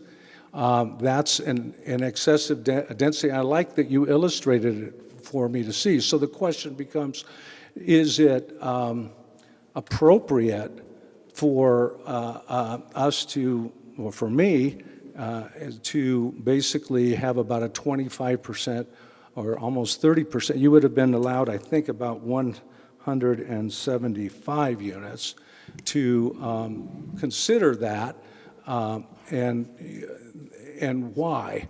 That's the problem we're having with this. Now, if that's the you want to question. respond to that real quick, and then Sure. we'll go to Councilmember Milhaven, and of course we have other discussion before we hear a motion. Thank you so much, Mayor. I appreciate the question and all of the background behind the question. And frankly, I'm glad that you pointed out this particular slide because it is important to the understanding of this. And I appreciate your reference to the R5 density, but we're not requesting R5, so we're not 63 units ahead of R5. We're requesting a different zoning category. I'll also point out that typically, as you look at multifamily, the cutoff for the viability, the management of a multifamily community is 250 units. Unless it was some type of specialized boutique type use, you typically see about 250 units being the cutoff. As you noted, the numbers have dropped dramatically. And we provided this exhibit because one of the neighbors specifically indicated that a 24-unit project was one that would be considered compatible with this community, this portion of the community. So given that and understanding that Lucky Plaza was built 40 years ago as a plaza, it wasn't built as 4 different property owners coming in and building 4 different properties. It was a shopping center. And all of us, you and I and the community, have experienced driving in to a shopping center. And I want to make it very clear, when we were doing these density calculations, we didn't try to take advantage of any properties across the street or nearby. We gave 2 different densities, as we're showing here, so that it was illustrative of what a property feels like. We took out first, so that we were being completely transparent and in accord with your rules, regulations, and application processes, all land that we didn't own. And under your calculations, that was 34 dwelling units to the acre, which is why it's the top number, and it's the number on our application, it's the number in your staff report. But frankly, it's unfair to the council, unfair to the community, and misleading to consider it 34 dwelling units per acre because it is one shopping center. You can't see those property lines. Unless you're a surveyor and you know where the brass caps are, nobody driving to the bank looks at this and thinks, I wonder who owns the bank. I wonder who owns the now closed Carl's Jr. I wonder who owns Starbucks. They look at it and experience a shopping center. So our perspective in this exhibit was, if you're feeling it as a shopping center and you want to know what the true density is, sort of like the real temperature versus adding in the wind chill, what it feels like, it is in fact 24 units per acre, 23.8. Well, but that's not how we calculate it, so we wanted to make sure you had the benefit of You both. were talking about a sensible thing, that you sense it. I very rarely do We're that, trying so to I'm get glad. more pragmatic. And then just this is bringing forth some other comments from colleagues, but I'm going to make one other point that you know, in the interim from when this project maybe started on the boards, changed architects, and then, has come down with reduced density. Yes, sir. You also mentioned the general plan. Mm-hmm. Now, the general plan, which was approved, adopted by us, and ratified by the voters, calls high density up to 25 units per acre. So that's what is reflected in the general plan. In my interpretation, and I think that's the key. I think that is the key phrase. It is your interpretation. People voted for it, and that's why it's important. Yeah. Before there was no definition of high density or even highest density, but in particular, it does call for high density, a cap of 25 in the non-core growth areas. So I'm making that point because also, again, it's where lawyers and architects split hairs, right? and so let me move on to Councilmember Mill. Just if you wanted me to address that, because I think you've raised that in the past, that actually that's a parking provision.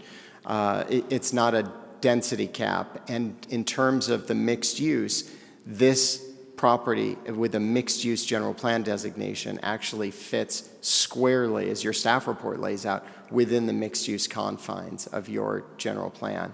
But you're right. I wasn't talking about mixed use. Right. Because that was a goal of 20% in the parking category. Yes. I was talking about the definition of high density, which is defined in our general plan in the land use element. 25 per acre is the cap. I'm not talking about mixed use of other commercial uses on a property. That's another subject. So I just want to clarify that. That definition was ratified by the people of Scottsdale. Right. And that comes closer to what the expectations were of the neighborhood. Let me move on to Councilmember Millhaven, Councilwoman Janik. Before I start my remarks, I just want to add a little bit to this conversation. If this was in any way in conflict with the general plan, then it would be in the staff report, and there's a different process that goes through that. So it seems that while the mayor may think it's in conflict with the general plan, certainly the experts on staff do not see it that way. Also, in terms of what's allowed is what this council decides is within its purview and whether or not it wants to approve this project. Back to what I was going to say. I have been on council for 12 years, and in 12 years, this is one of the finest projects I have seen. And in 12 years, I don't know that I've seen another project be more responsive to the concerns of the neighbors. Virtually everything the neighbors raised, they made changes to. It may not have been everything the neighbors would have liked to have seen, but they made significant changes in response to virtually all of the neighbors' concerns. I think that this is a wonderful, wonderful project. So one of the speakers talked about some of my colleagues campaigning on listening to neighbors, and somebody else talked about quality development. And I think what we learn when we sit in these chairs for the first time that, yes, our job is to listen, and then our job is to really dig in and learn, because there's 240,000 people sitting at home hoping that we're going to make the best decision for the future of our community.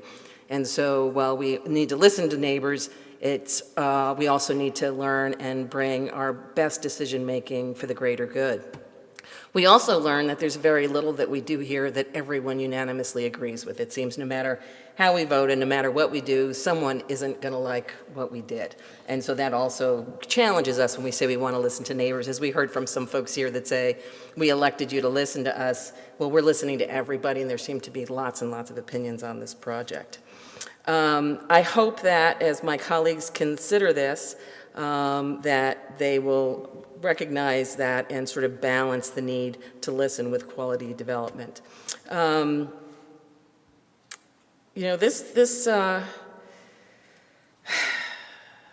think this project is really important. I mean, I know some of the speakers felt as though perhaps they were being threatened with self-storage or some other less agreeable use. And I'm sorry that you see it as a threat, but I think we need to, as the mayor said, we need to be practical here. You know, if we were going to do a 3-story project, what you're going to get is a plain old stucco, stick-built apartment building. You're not going to get one level of retail with the apartments above it. And I actually think this mixed use, retaining the retail in this neighborhood, is a huge benefit. It's much better than fewer smaller apartments, and it's certainly better than a failed shopping center. Because when the shopping center fails and these apartments are not approved, the owner's going to have to do something with this property. And so whether it's a church or a school or self-storage, that's not a threat, it's a real practical implication of what could happen if this doesn't get approved. You know, when I look at what it does, it reorients to the green belt. So the green belt's not looking at the back of dumpsters and loading docks. There's more open space, there's more landscaping. I mean, I envision having dinner on one of the restaurant patios that'll be part of this public space and enjoying a beverage and watching the sunset because it's such a beautiful community amenity. And so while I understand folks are concerned about traffic, our traffic experts say the streets can handle it. They're changing the intersection to make it safer. All of these things say I think that this will be a great amenity to the community. Despite folks' concerns about what that will do, I think it'll be much, much better. I also want to folks talk about keep Scottsdale special. We all agree Scottsdale is a special place. We all want to keep Scottsdale special, but I think we have to think about, well, then what is that, right? This is a wonderful community to live in.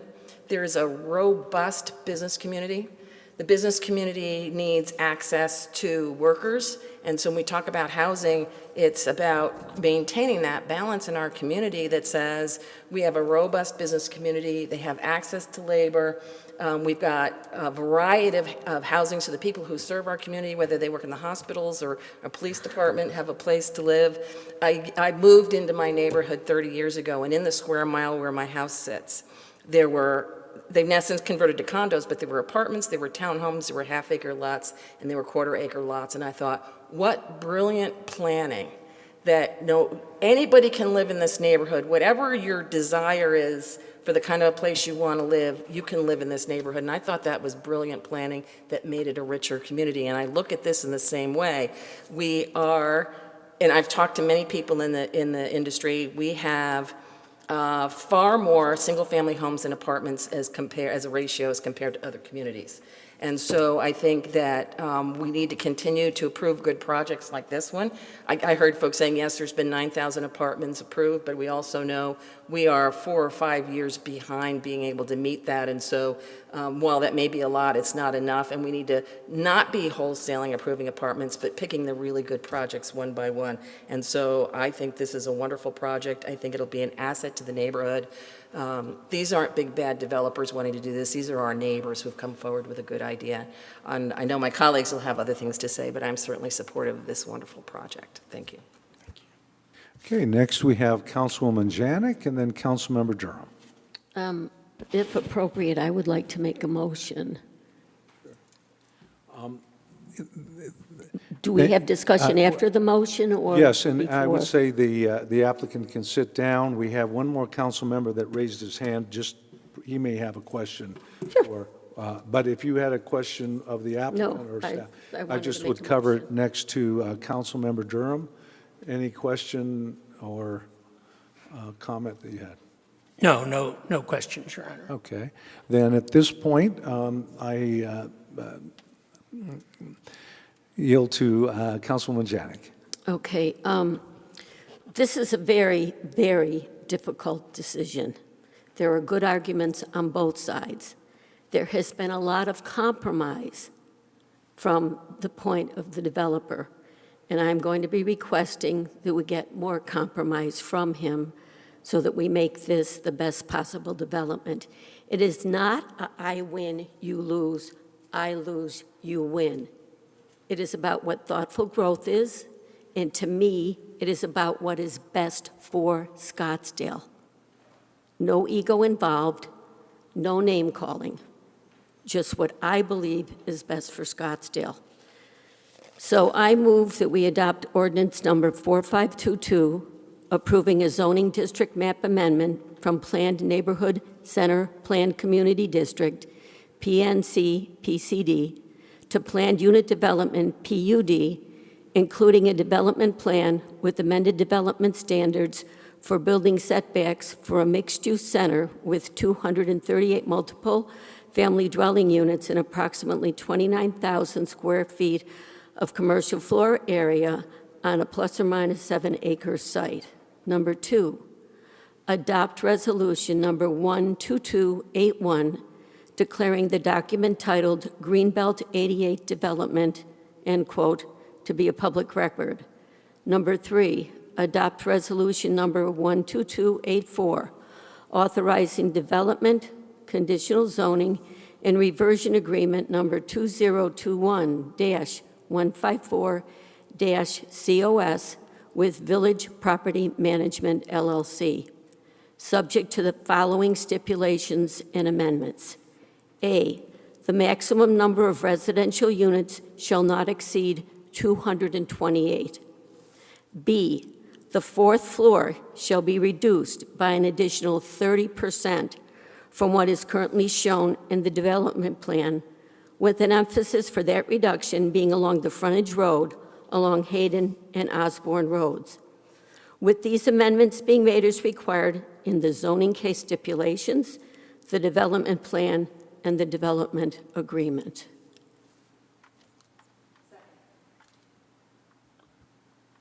Second. Okay, we have a motion and a second.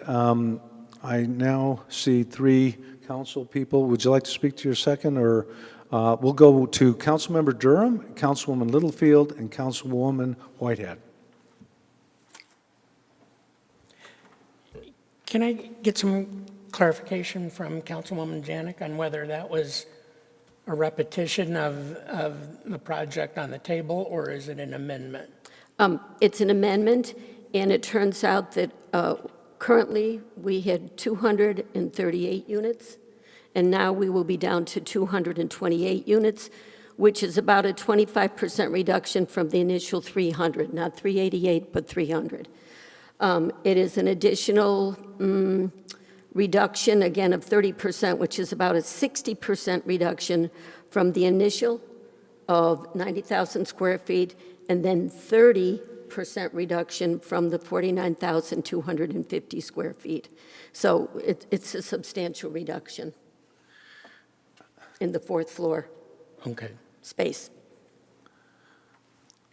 Any other question? Councilman, I have Councilwoman Littlefield and Whitehead next. Well, did you have another comment? I wanted to speak to the original plan. The original. Is that appropriate at this time? Yes, it is. Okay. Yes, it is. I'm in the support of the original plan that's been placed before us. And any decision of this importance, and it is important, I think requires a full explanation, so please bear with me. We have a serious shortage of housing in Scottsdale, and I think it's even worse than what Mr. Morris indicated. Last week, the apartment list site indicated that there was a 31% increase in rental rates in Scottsdale over the last year, and that made us number 3 in the nation. And we were number 3 and not number 2 only because New York's rental decline at the beginning of the pandemic provided them more upside to increase rental rates faster than Scottsdale. And when you're competing with New York, that's not good. There can't be a 31% increase in rental rates unless there is a serious rental shortage here. Late last year, the Independent reported that 81% of Scottsdale workers don't live in Scottsdale. And Mr. Thompson has told us that 72% of city employees don't live in Scottsdale. And I learned today that only 16% of our police force lives in Scottsdale, and only 17% of our fire department employees live in Scottsdale. Now, many of them may have personal reasons for living elsewhere, but for many of them, I expect it's that they can't afford to live in Scottsdale. And I think that's truly unfortunate when our fire and police employees can't afford to live here. Now, if people who work in Scottsdale don't live here, that means that the majority of them are going to be on the 101 every day. And we hear complaints about traffic all the time. And if people don't live here, that's going to contribute to higher traffic. So what are the consequences of a rental shortage? Well, we've heard stories of seniors being evicted from apartments. Young people can't find a place to live here and start off their families and lives. And workers must commute, as I've said. That adds more traffic, more pollution. That means they're going to be on the 101 every day. Homelessness is another problem. We often hear people here say they don't want to be like Los Angeles or San Francisco, but if you don't build enough places for people to live, we will be like Los Angeles or San Francisco. And finally, it contributes to a worker shortage, I think as Mr. Henninger indicated. If people can't live near where they work, that's going to contribute to a shortage of workers here in Scottsdale. So I've received a number of emails asking that we not allow any more apartments. But some of these same emails have asked that we do something about high rental rates. And the only thing we can do about high rental rates is to judiciously allow some growth in apartments. Arizona doesn't allow rent control, and even if it did, I think it's a bad idea that I wouldn't allow here. So one of our sources of our housing problem is undoubtedly the high number of short-term rentals that we have here. And all of us wish we could do something about it. It leads to high prices as investors step in. High prices for those investors increases the overall price of property here. It increases rental rates. We know that we have about 5,000 units in short-term rentals, and if we didn't have those, we would have much more reasonable rents. But unfortunately, those 5,000 units are a reality that we have to recognize. And so long as the state legislature acts the way it does, we have a hard time doing anything about that. So my belief is that we need to increase the number of rental apartments here. But that only creates the question. It only raises the issue. We have to do that in a way that preserves our character, preserves our neighborhoods. As I've said before, I approach each case like this by asking a series of questions. And the first one here is this a good use for the property? And I believe it is. I've explained why we need more apartments. This project will include retail, which will create spots for some of the current tenants. And combined with new tenants, I hope it will revitalize this spot. And the next question is this the right location for this project? And once again, I think it is. As several people have addressed, this mall has seen better days. It includes vacant spaces. Retail trends are passing it by. And both our old and the new general plan approve the revitalization of older properties, such as this one, and say that it's an important part of our long-term economic well-being. And the new and the old general plan also recognize that we need diversity in housing. And as I've said, we don't have enough of that diversity right now.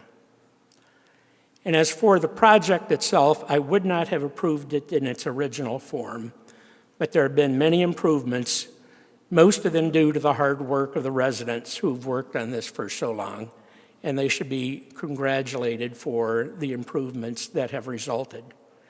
This project doesn't front upon Hayden, so it doesn't create the kind of canyon effect that unfortunately occurs in many places. The fourth floor has been pulled back, preserving views along the Greenbelt, preserving views from Hayden and other areas. The density has been reduced. There's an increase in larger apartments. This is not a high-rise apartment, no matter how you slice it. 3.5 stories is not a high-rise apartment. And for those who think this is a high-rise, please remember that 2 or 3 years ago, this council was discussing 15-story buildings. Now we're discussing 3.5-story buildings. And this or other similar buildings is not going to turn Scottsdale into New York or Los Angeles or Chicago. I've been to all those places, and this apartment doesn't look like those places. And contrary to what some people have claimed, this does not set any form of a precedent. Each case is unique, at least as I view it, and this does not include any precedent for any other projects or any other places. And this project, I think, creates public benefits. As Councilmember Milhaven has mentioned, maybe some others of the witnesses, in too many places the buildings turn their back on the greenbelt. And this will provide an opening to the greenbelt, engagement of the greenbelt with surrounding neighborhood, especially with artwork and landscaping. And I hope that this rejuvenated retail will benefit the neighborhood. As for neighbors, some are opposed to this project, some are in favor. I've heard all of the criticisms and I've listened to all of them. And many people have claimed that these apartments are not affordable or workforce housing. And that's certainly true. I'm not under any illusions about this being affordable housing. But the only way of increasing or of decreasing or holding back apartment rents is to increase the supply. And economists tell us that new apartments, even luxury apartments, apply downward pressure on older and less expensive apartments that either reduces rental increases or keeps rent stable.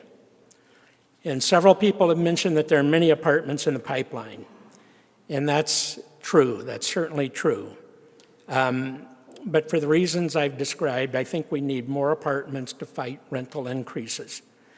And if this particular project is not needed 5 years from now, or whenever construction might start, Mr. Silver is a smart man. He's not going to build apartments that aren't necessary or that aren't needed, and he may decide to rejuvenate the mall instead. He's not going to build apartments that aren't necessary. But I think that these likely will be necessary. And if we don't plan ahead, shortages will continue. Many people have brought up the issue of water, but we are not in danger of running out of water in the near future, although we should continue to be careful. Some of the smartest people I know are working on the water issue, both at the city level, at the state and regional level. So it's an issue of concern, but it's not something that should stop this project or others. And of course, apartments are more efficient users of water than single-family housing. Now, many people have raised the issue of density, including the mayor, and this is an unusual piece of property with an unusual shape.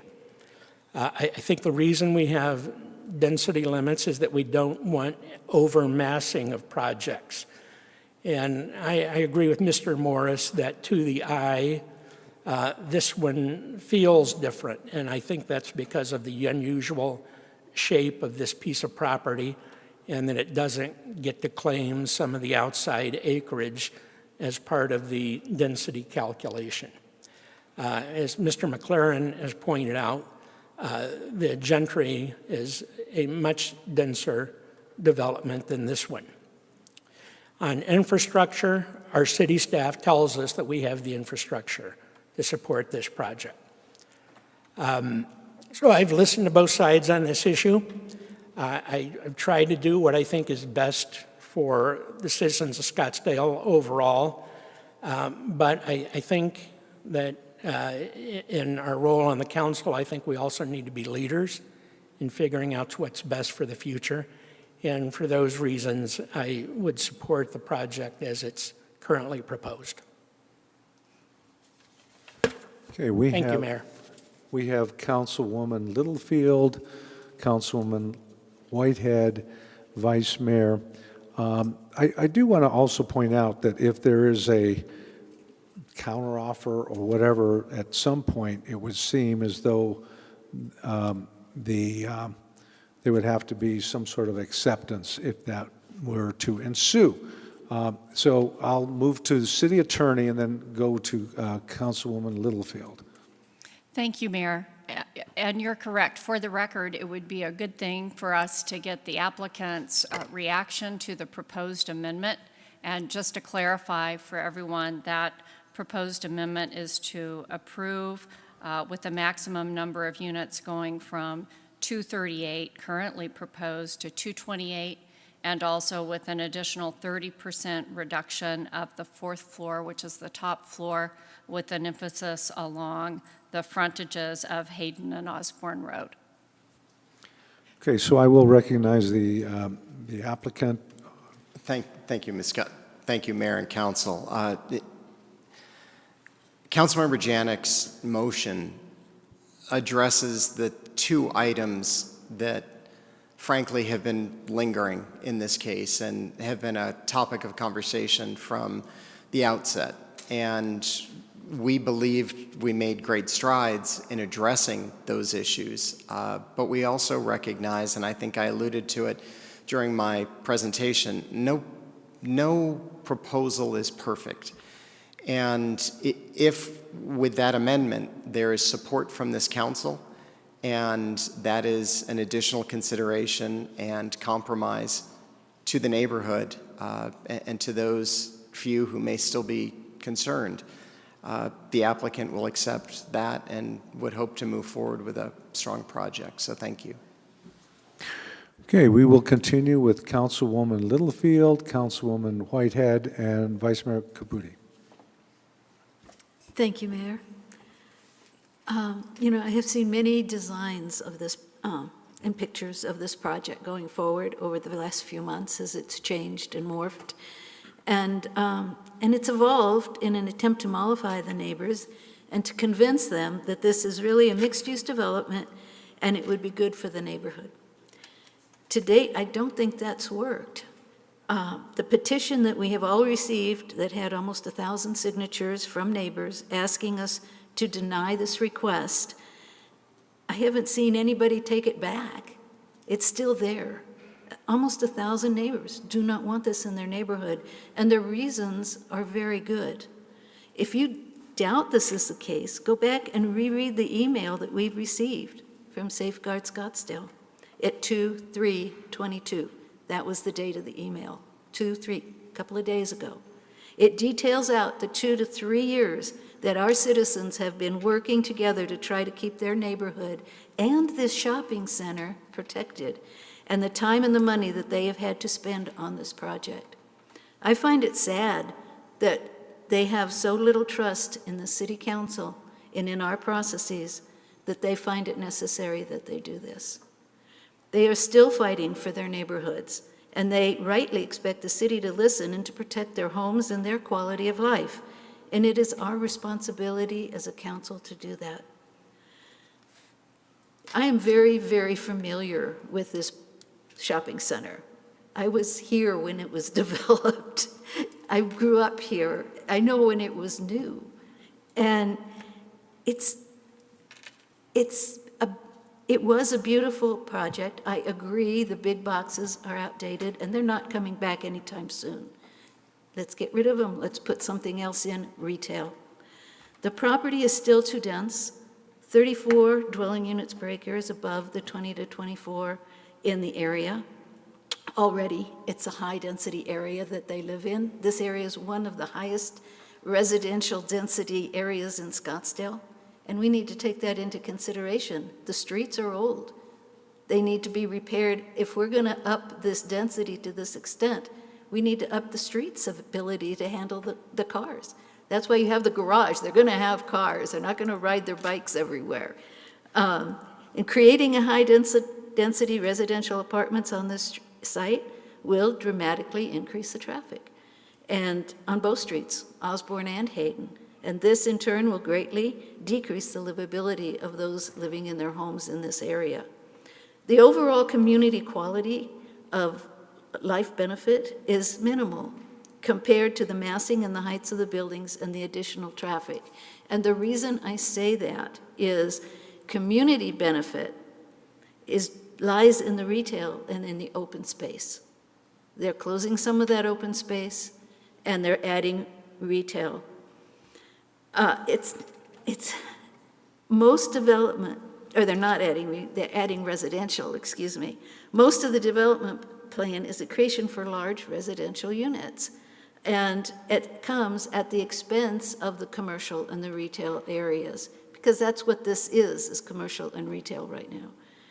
South Scottsdale needs more retail, not less. We have heard this over and over and over for years as we have built up South Scottsdale and not put in the retail area. If the owner would take even some portion of the amount he wants to invest in apartments and put it toward upgrading some of the retail space into smaller retail spaces, units, and stores, desirable tenants would come calling. In fact, some already have and have been turned away. If it isn't, residents will shop elsewhere if we don't make the commercial space available to them, the retail space.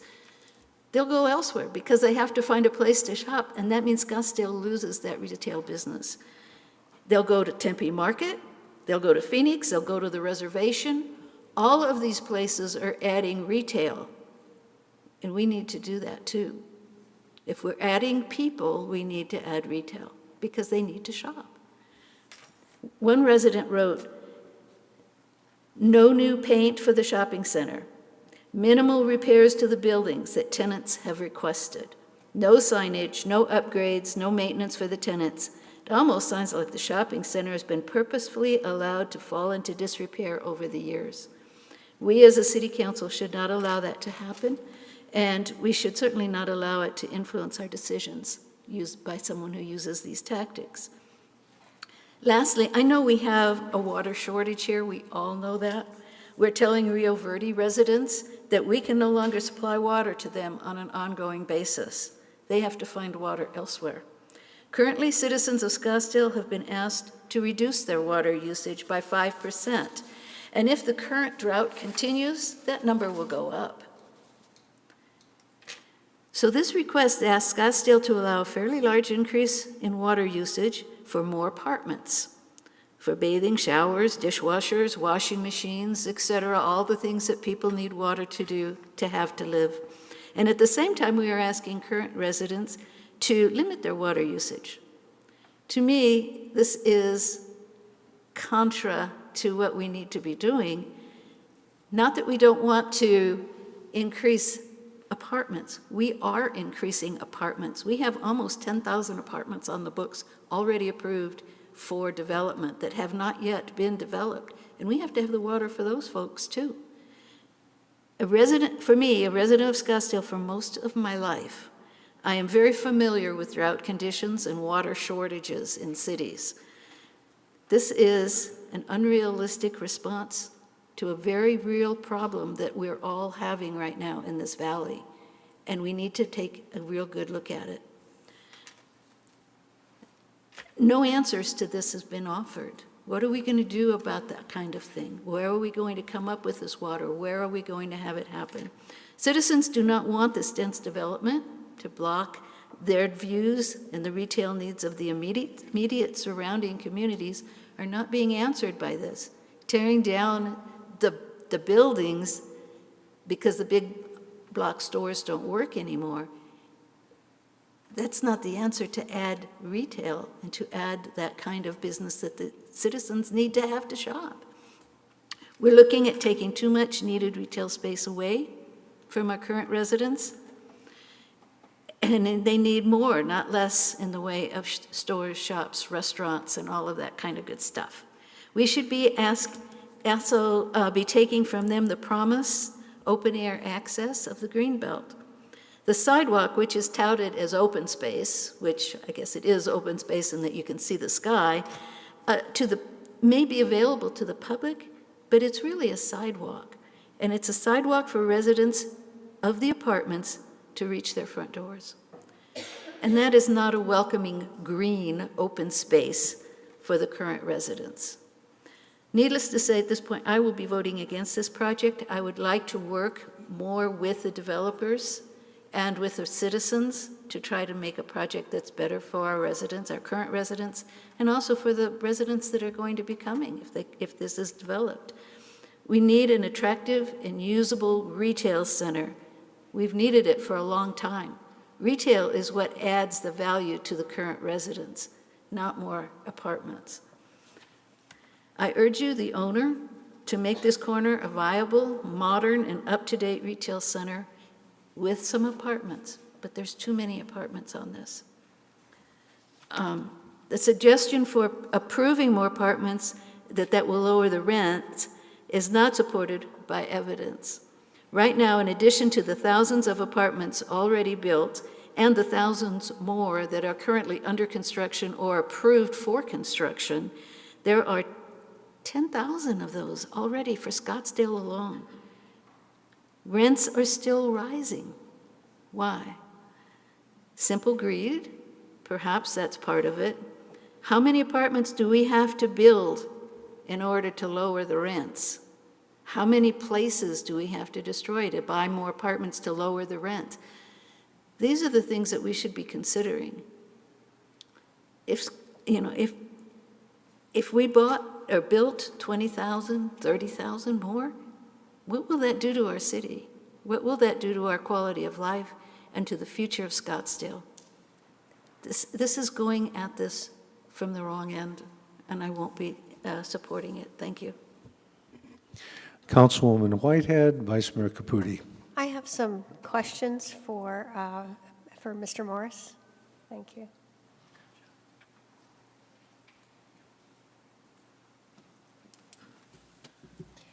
Thank you. So the flex space, I believe that right now it could be used for an apartment function or retail. Is that correct?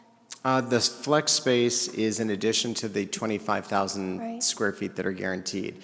But I believe that we have agreed that that flex space would be non-residential.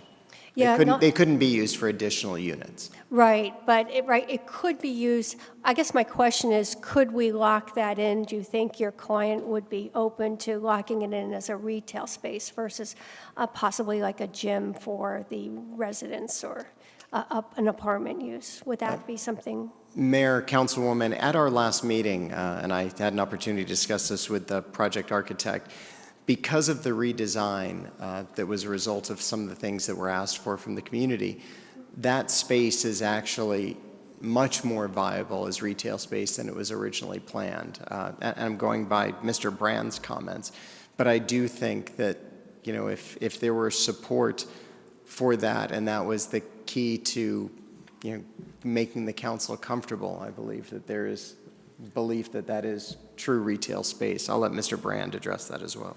Yeah, I think, Mayor and Council, sorry. Again, I think originally when we drew up the plan, the space that's designated as flex space was not deemed as great retail space because of the lack of frontage on there.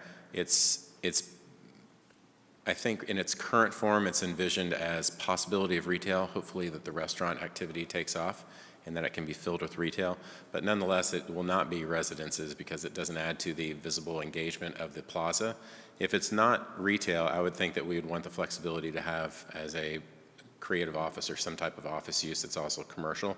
But I don't know that I would support, as just someone who's worked on the project, I would support mandating that it's retail because given its location, nobody wants to see blacked out retail, like empty retail space because it doesn't have any frontage. And I would think that you would want some flexibility so that you have a use there that informs and engages the public space and makes it better instead of one that could potentially detract from it. So that's why I think there's some, you know, there's some need for flexibility and not dedicating solely to restaurant or retail, but to some sort of other commercial or office use.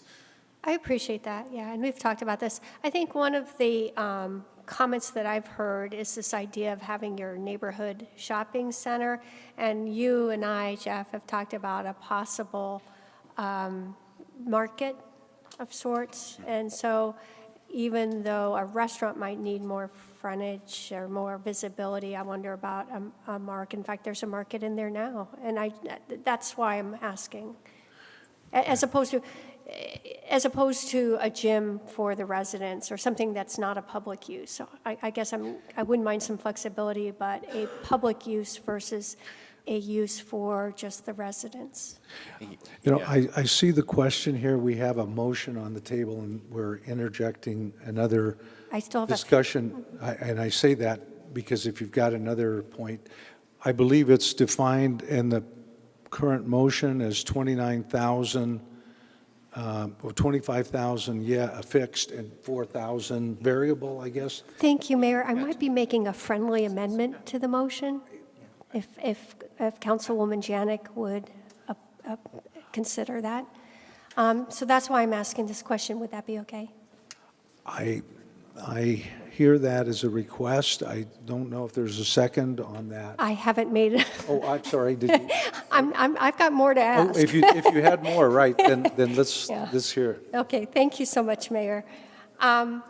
Anyway, so you can contemplate that as I go to my next question. And we're doing a lot of things from the dais, and that is actually what we're supposed to do. We listen to each other. For those who don't know, we don't get to talk to each other because of open meeting laws, so we listen to each other up here. Next question, can you talk a little bit about that performance that's 5.5 years out?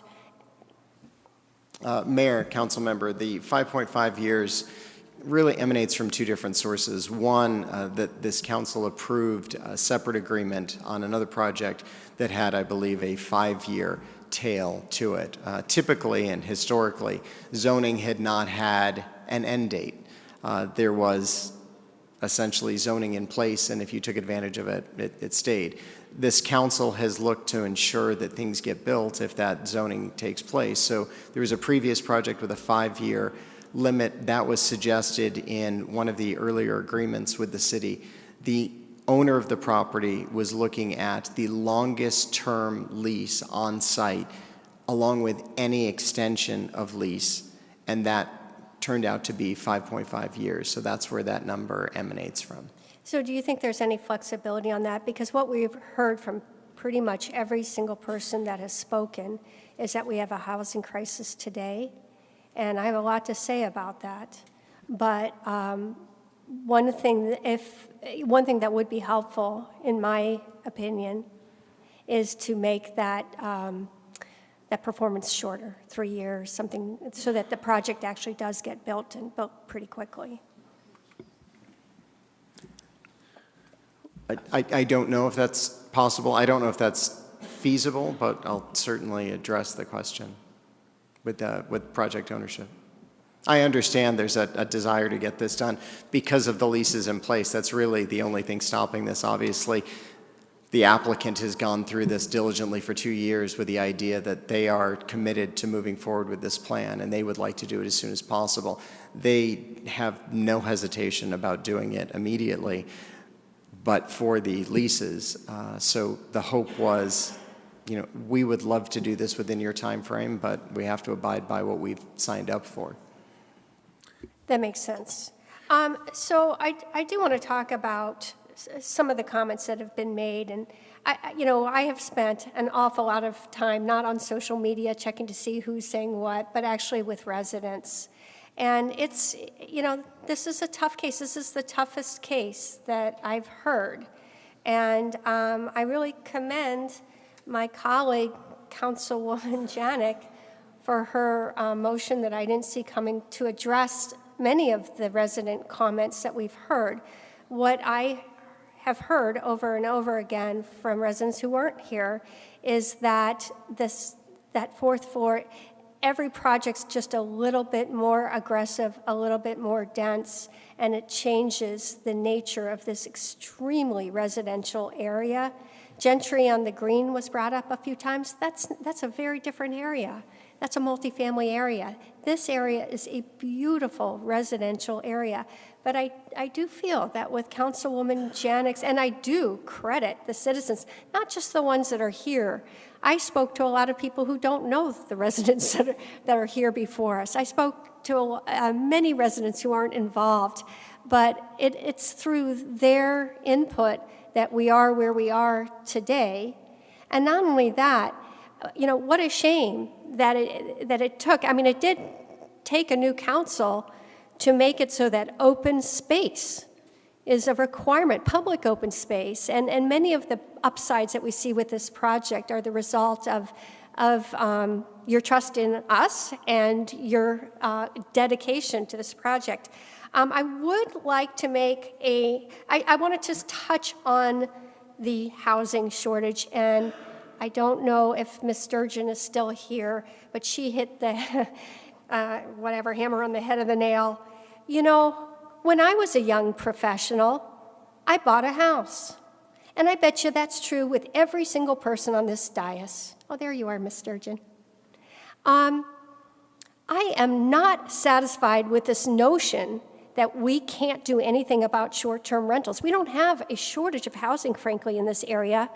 We do have a shortage of housing that's available for long-term rentals and for people to purchase without having to compete against cash buyers who, quite frankly, aren't Arizonans half the time, aren't even Americans part of the time.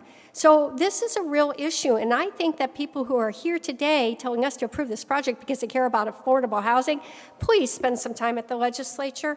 Okay. I do think that with the current proposal, though, it fits with with Hayden Road, and it will bring value. I would like to make a friendly amendment that the flex space be a public space. Yes. I'll let Councilwoman Janik. And if I can interject, just to address your original question, yeah, in speaking with Jeff, I think we have the same understanding. The idea, and I think your concern, Mayor and Councilwoman, was that this would somehow become space specific to the residents, and your idea was you wanted it as public space. As Jeff pointed out, if it can't be retail space, there may be an opportunity for some small office sharing, there may be some artist space, there may be some other options, and I think that's what your point was getting at, making it public space, and that's acceptable. Okay. And in terms of, hopefully that addresses your question. May I just suggest this, that could you look at the amendment and look at some wording, and then I'll get right back to you on that, because as a direct statement, and I'll let Vice Mayor Caputi speak next, and I'll come right back to you. So look at the wording that makes sense to you without just the conversation, and we'll get back to you. Vice Mayor Caputi. Thank you, Mayor. Well, I haven't served on this council quite as long as Councilwoman Milhaven, but this is my second year on council, following 3 years on our Development Review Board, and I don't think I've ever seen a project go through quite so much vetting in my years up here, which is really interesting. So last week, this council sat in a neighborhood outreach meeting on the site of this particular project in a space that had been vacant for 8 years. We all sat in there in the middle of a failing retail center with 2 anchor stores that have both given notice. The site was originally zoned in 1974, and as we've all heard tonight, the world has changed. No amount of wishful thinking is going to bring retail back to this plaza. It cannot be redeveloped into a small strip center. It's economically unfeasible. The laws of supply and demand are not suspended in the city of Scottsdale. All we're creating right now in this space is a place for the homeless to occupy, which is what's happening right now. We have to activate this area. It's already failed. This particular project is the poster child of how our process works so well, and it's incredibly rigorous, as I started out by saying. It's gotten better continually with all of this resident input. We've all been looking at it for literally years. There have been, I can't even count anymore how many times I've sat in neighborhood outreach meetings or meetings with the developer or one or two other council members, revising the project, drawing the plans again, bringing it back. As was noted, our Development Review Board and our Planning Commission have both pushed this forward. It's within the goals of our general plan and our South Scottsdale Character Area Plan. It's in an opportunity corridor that encourages redevelopment, revitalization, and a diversity of housing. I think if we reject the project at this point or radically redo it, that basically means that we have no faith in this process, and neither will future investors. How many people could possibly afford to hold the parcel vacant this long unless it was an owner of 18 years? This owner has addressed every request that's been brought forward from the residents. Maybe not given them exactly what they wanted, but addressed every single point over 2 years. In my opinion, fair negotiation means that everyone compromises a little bit. It can't just be all one-sided demands and then continually moving the goalpost. So while I appreciate that there's another amendment up here, motion, and I will consider that in a minute, I do think that, you know, again, the builder has given everything, and it's been very one-sided. I'm not sure why we're continually renegotiating. So I'm going to try really hard not to repeat what other people have said already, but I'll just quickly go through that. To me, the main complaints were about traffic, too high, too dense, and for some reason people don't seem to want housing. They want it to be all retail. So just really quickly, in terms of infrastructure and traffic, our traffic department has actually concluded for us that Hayden Road from McKellips to Indian School is overbuilt. We're actually recommending decreasing that road from 6 lanes to 4 because it's been built for excess capacity. So I don't think we have a problem with stressed out infrastructure in this part of the city. I actually think we have built very wisely and planned very carefully. And I also want to just make the point that being scared about traffic at this particular intersection seems really strange to me. The center is dying. If there's anything we need more of in this particular part of our city, it's probably more cars and more people, not less. So the applicant has reduced the height from 45 feet all the way down, down to 45 feet now, and has removed most of the 4th floor. So the majority of the height is already at 36 feet, which is what it's currently zoned for. There are no residential structures within hundreds of feet of this project. And I can't see that any particular views are being obstructed at this point. They've already brought the density down 20%, and they've increased open space 2.5 times, which has been amazing.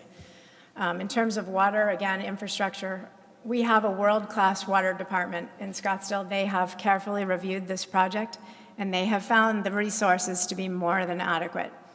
We have a very careful long-term plan for water. We've all heard the presentations many times up here, and a water savings account in Scottsdale. We actually recycle all of our sewer returns. We treat the water to drinking standards, and we return them to the aquifer for future use. We have a very sophisticated water treatment plant up in the north. And then, of course, this issue of housing, which I'm not going to belabor, but there is very huge demand for housing right now all over the valley, in Scottsdale as well. Prices are being driven up. We're over 30% increase this year with no end in sight. We have almost no housing stock across all types and income levels, and it's becoming unaffordable for pretty much all of us. I think most of us, if we had to go back and buy our house right now, we might not be able to afford them. As was pointed out in the presentation, we have more retail per capita than any other city in Arizona. Multifamily housing is at 96% occupancy. We don't need more retail. I completely disagree with that. The economics are what they are. We need housing. We do not need retail. We desperately need the housing. The population is getting older and older. We have no young families, and we can't provide housing for our own employees. It's not a sustainable model. So I agree with Councilman Durham. If you believe that we're here to make decisions that are the best for our city, then it's imperative that we approve this project as it's been presented. It checks all the boxes for quality, thoughtful development, and resident input. If you're more worried about responding to loud voices who are unwilling to acknowledge our current reality or to compromise then you'll vote no. I enthusiastically support this project.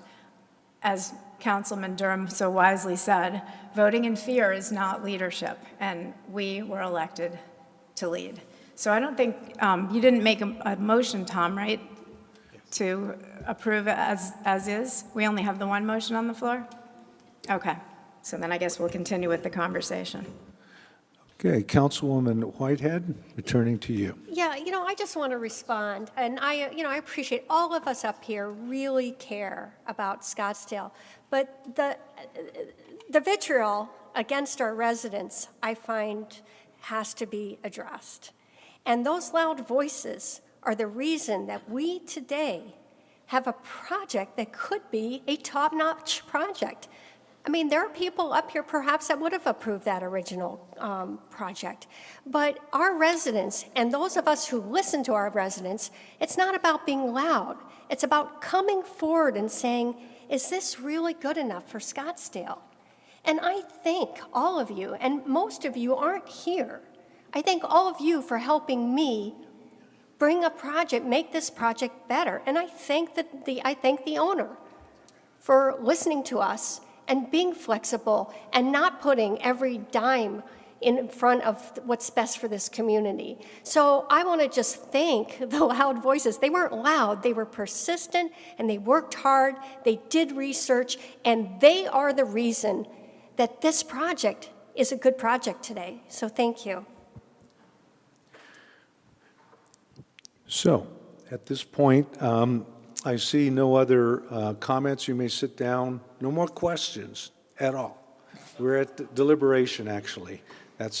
But everyone got to speak, and we thank you. Normally, we don't have applicants, but we will be responding on sub-emotions. So there's three things I ask on a project. One is it mixed use, true mixed use?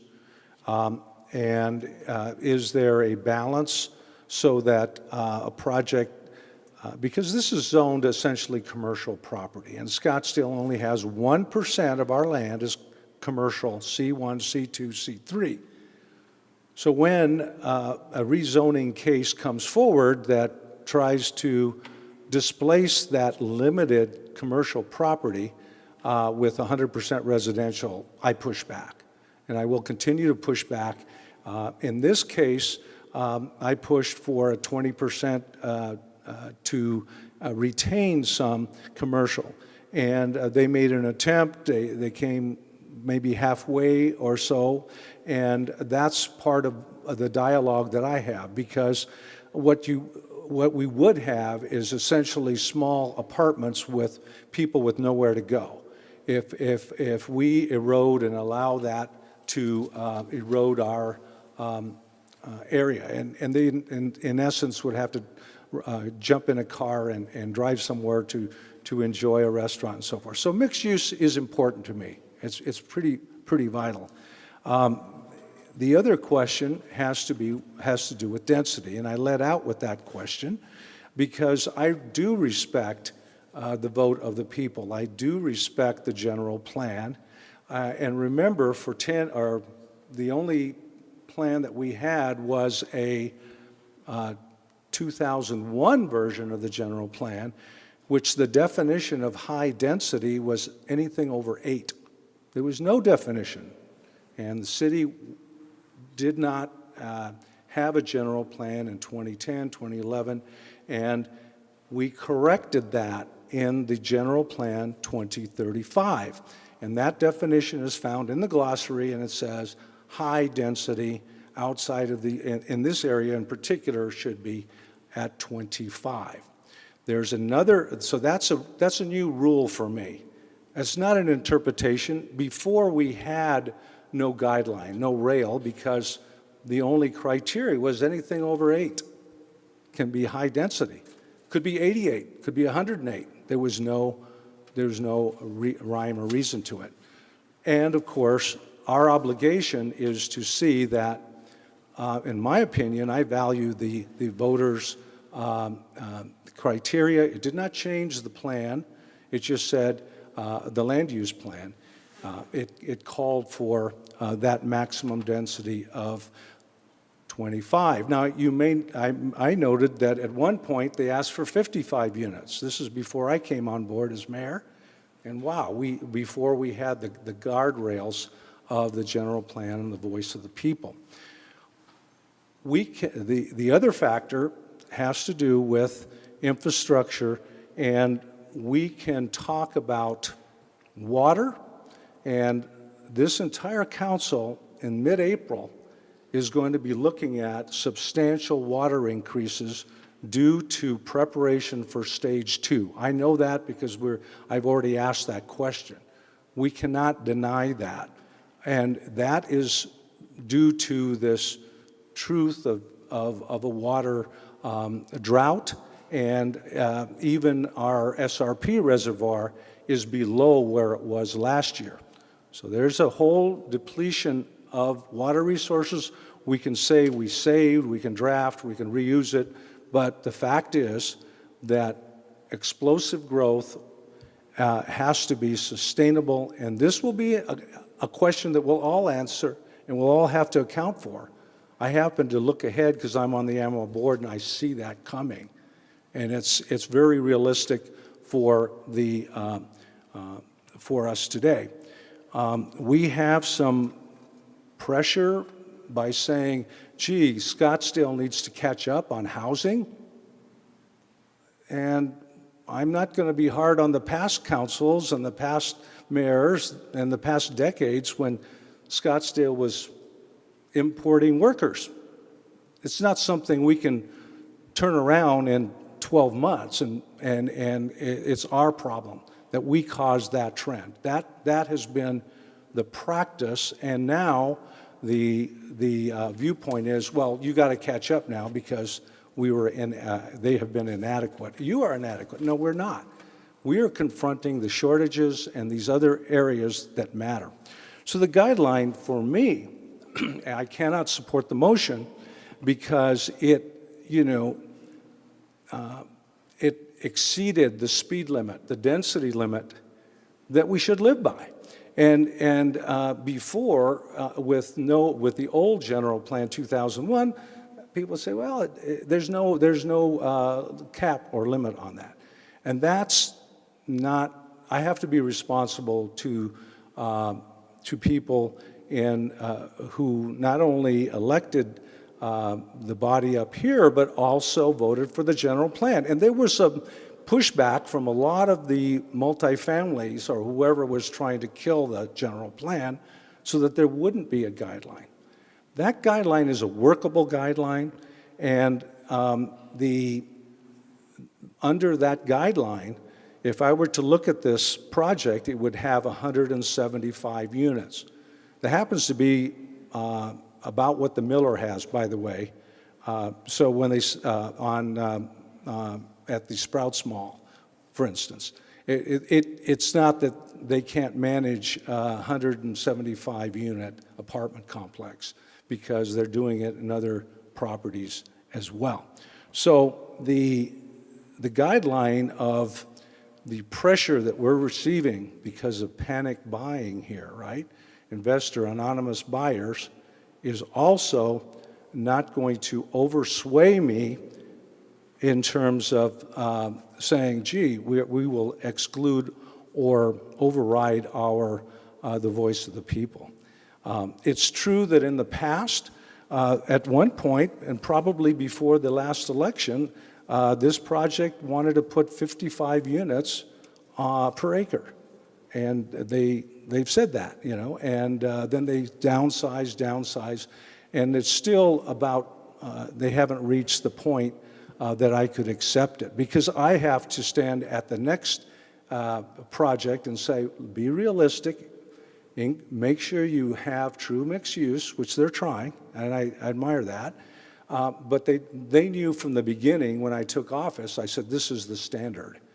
And they chose to continue to press, and I think it will be a doable project, and there's so many architectural things that I think are desirable in terms of, facing green belt and so forth, but it doesn't go, it exceeds the density limit. So at this point, we will call for a vote on the motion for which I would prefer that we read the motion back. I know if there was a way to have that in writing, I would have loved to have that handed out to all of us, but as it stands, let's reaffirm what was read.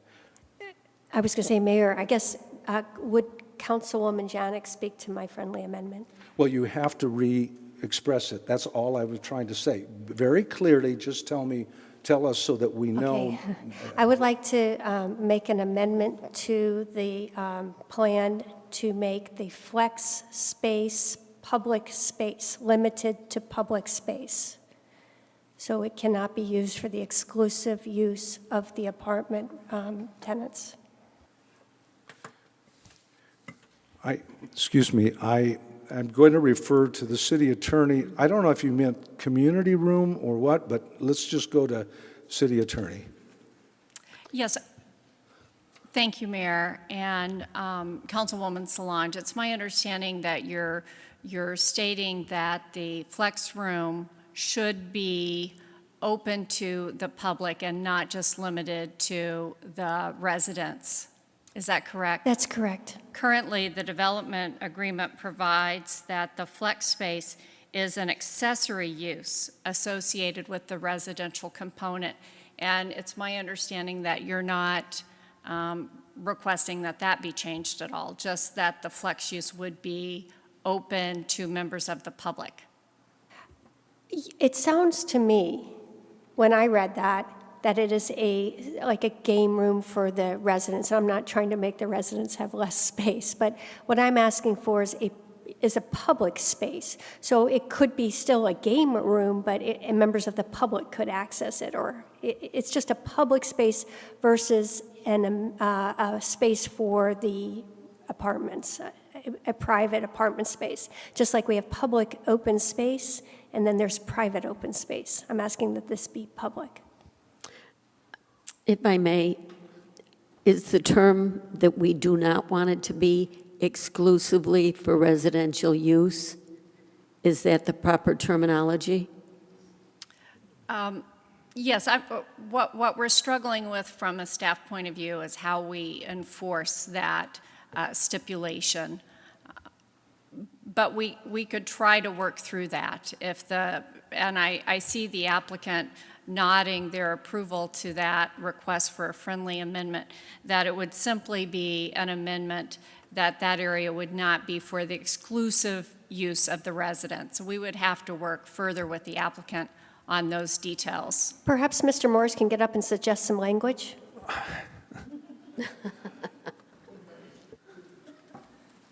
Mayor, Council, I think the city attorney has actually stated it quite well in terms of what we're trying to accomplish.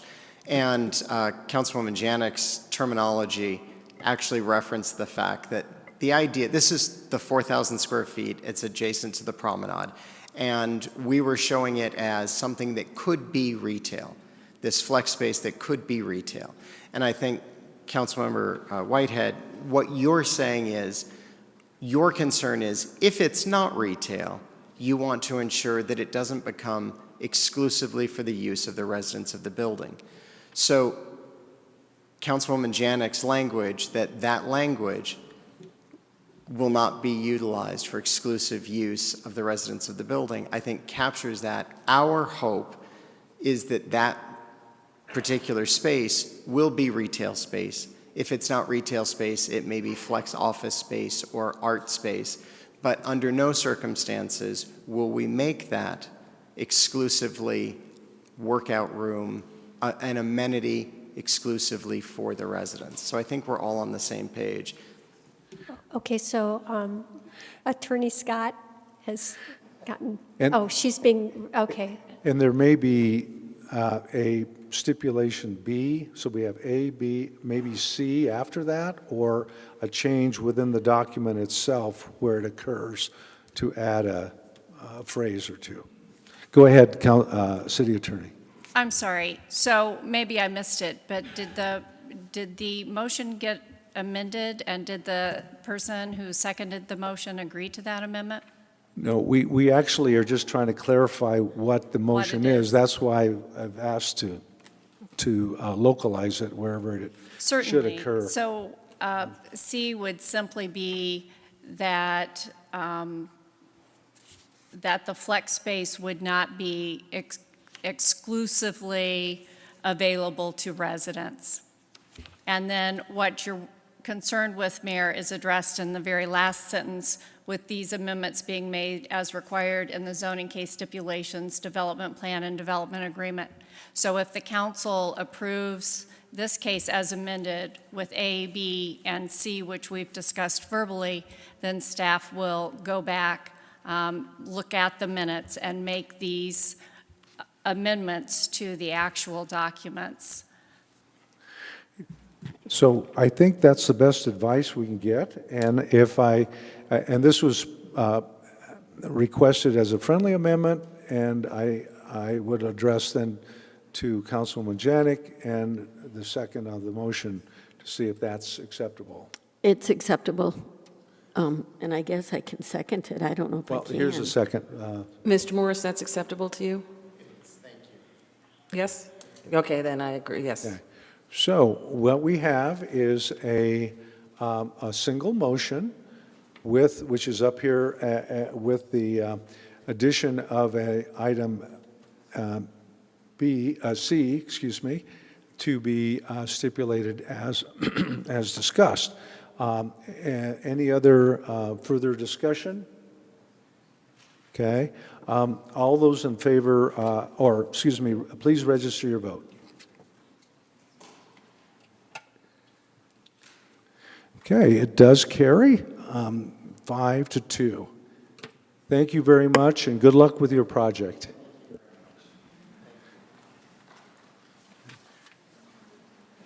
Okay, next we will go to, so we've concluded with our regular agenda. At this point, we are open for public comment. Public comment is an opportunity for any Scottsdale citizen to come forward and discuss any topic that is not on the agenda. And I have received none, so I will close the public comment. And we will move on to the citizen petition, which is listed as item 19.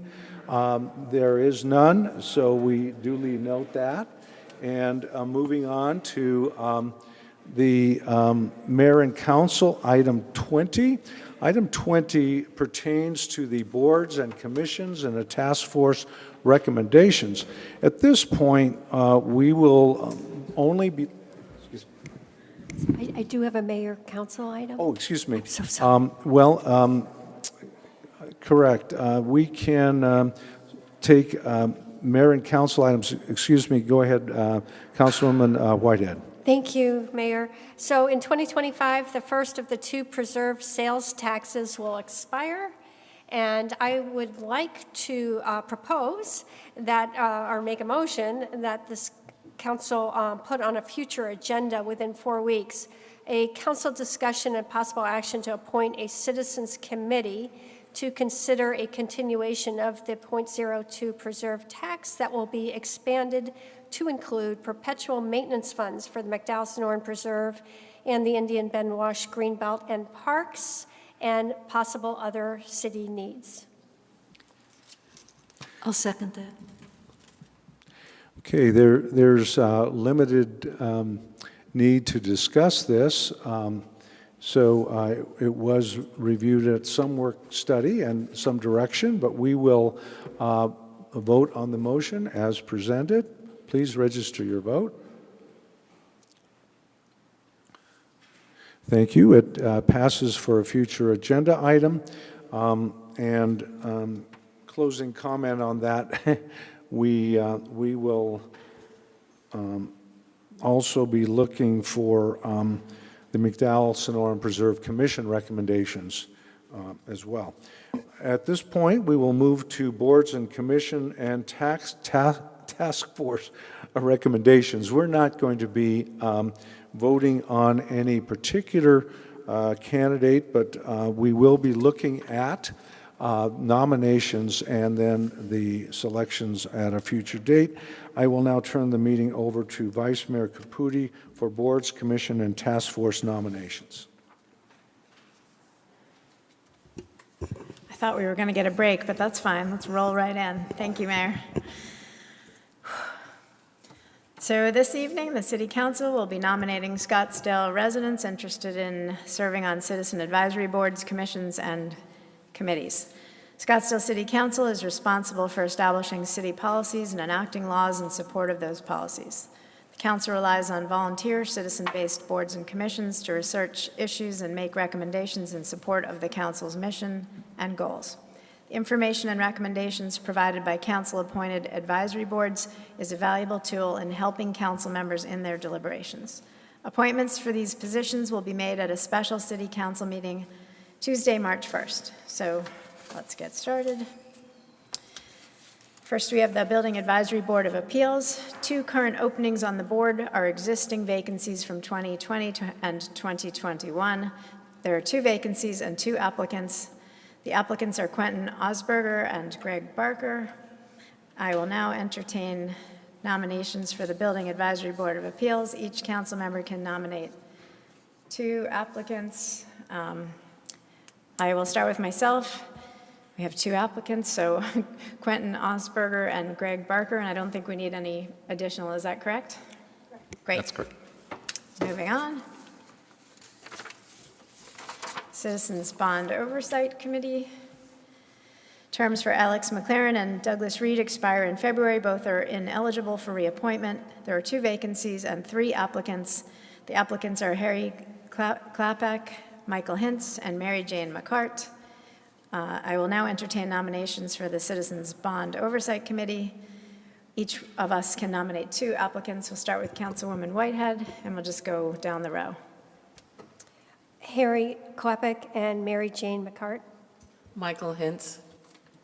No additional. Great. No additional. Think we're all set? Okay. Next, we're on the Environmental Advisory Commission. There are special qualifications for this one. As specified in the Scottsdale City Code, membership of the board shall reflect both scientific and non-scientific interests. Bear with me on, there's a lot of complicated names on this list. Walter Kuchelik's term expires in February. He's eligible for reappointment and has submitted an application for consideration. There's 1 vacancy and 14 applicants. Shall I read them all? No. Just go. Thank you. So Councilwoman Milhaven. Walter Kukulik. No additional. Gina Wickersham. No addition. Councilman Durham. I would nominate Soteria and Nastu. I was hoping you were going to name the candidates first. So that I would have to take the fall. I nominate Walter Kuselik. I'm sure I'm pronouncing that wrong. Councilwoman Whitehead? No additional. Great. So, are we good there? Okay. Historic Preservation Commission. Special qualifications as outlined in the Scottsdale City Code. Each member shall have demonstrated special interest, knowledge, or experience in at least one of the following: building construction, history, architectural history, real estate, historic preservation law, or other historic preservation-related field. Current opening on the commission is from an existing vacancy from 2021. There's 1 vacancy and 2 applicants. The applicants are Gerald Conover and Bryn Sharon. If we can start with you, Mayor. Bryn Sharon? No additional. Councilwoman Gerald Conover. Janik. No additional. Okay, I have no additional. Councilwoman, we're good? We can move on. Okay. Lost Trust Fund Board, special qualifications as specified in the Scottsdale City Code. The City Council shall appoint 5 joint trustees, of whom no more than 1 shall be a member of the City Council and no more than 1 trustee may be a city employee. Suan Welsh's term expires in February, and she is ineligible for reappointment. There's one vacancy and one applicant. The applicant is Jacob Seltzer. Councilwoman Littlefield, I'll give you the honors. I think I will nominate Jacob Seltzer. Lovely. Thank you. Jacob Seltzer has been nominated. Parks and Recreation Commission, Ron Lehman resigned from the commission in November 2021. There's one vacancy and 6 applicants. I will entertain nominations for Parks and Recreation Commission. We can each nominate one applicant, starting with Councilwoman Janik. Judy Weiss. Councilman Durham. No additional. I nominate Kristen Parrish. No additional. Councilwoman Millhaven. No additional. Mayor Ortega. Judy Weiss again. Okay, No additional. thank you. Mr. Cordova, are we good with that one? Yes, we're good. Thank you, Vice Mayor. And finally, Transportation Commission has one opening. However, no applications have been received at this time, so we will move on to the next commission. Veterans Advisory Commission advises the City Council on veteran programs, policies, and practices, and serves as a community connection point for veterans and the community. Deborah Dominic resigned from the commission effective February 3rd. One vacancy, one applicant. The applicant is Andrew Edwards. Councilwoman Janik, would you like to nominate? Andrew Edwards. Fantastic. Andrew Edwards has been nominated. This concludes our nomination process this evening. Individuals nominated will be contacted by city staff with additional information. I would like to sincerely thank all of those who've applied to serve on a board or commission. Even if you weren't nominated, your application remains on file for 1 year for consideration at a future date if there are additional vacancies. Back to you, Mayor. Thank you very much. And there again, I will note the mayor and council items, which were covered just before the nominations. At this point, I'll request a motion and a second to adjourn. Second. We have a motion and a second. Please register your vote.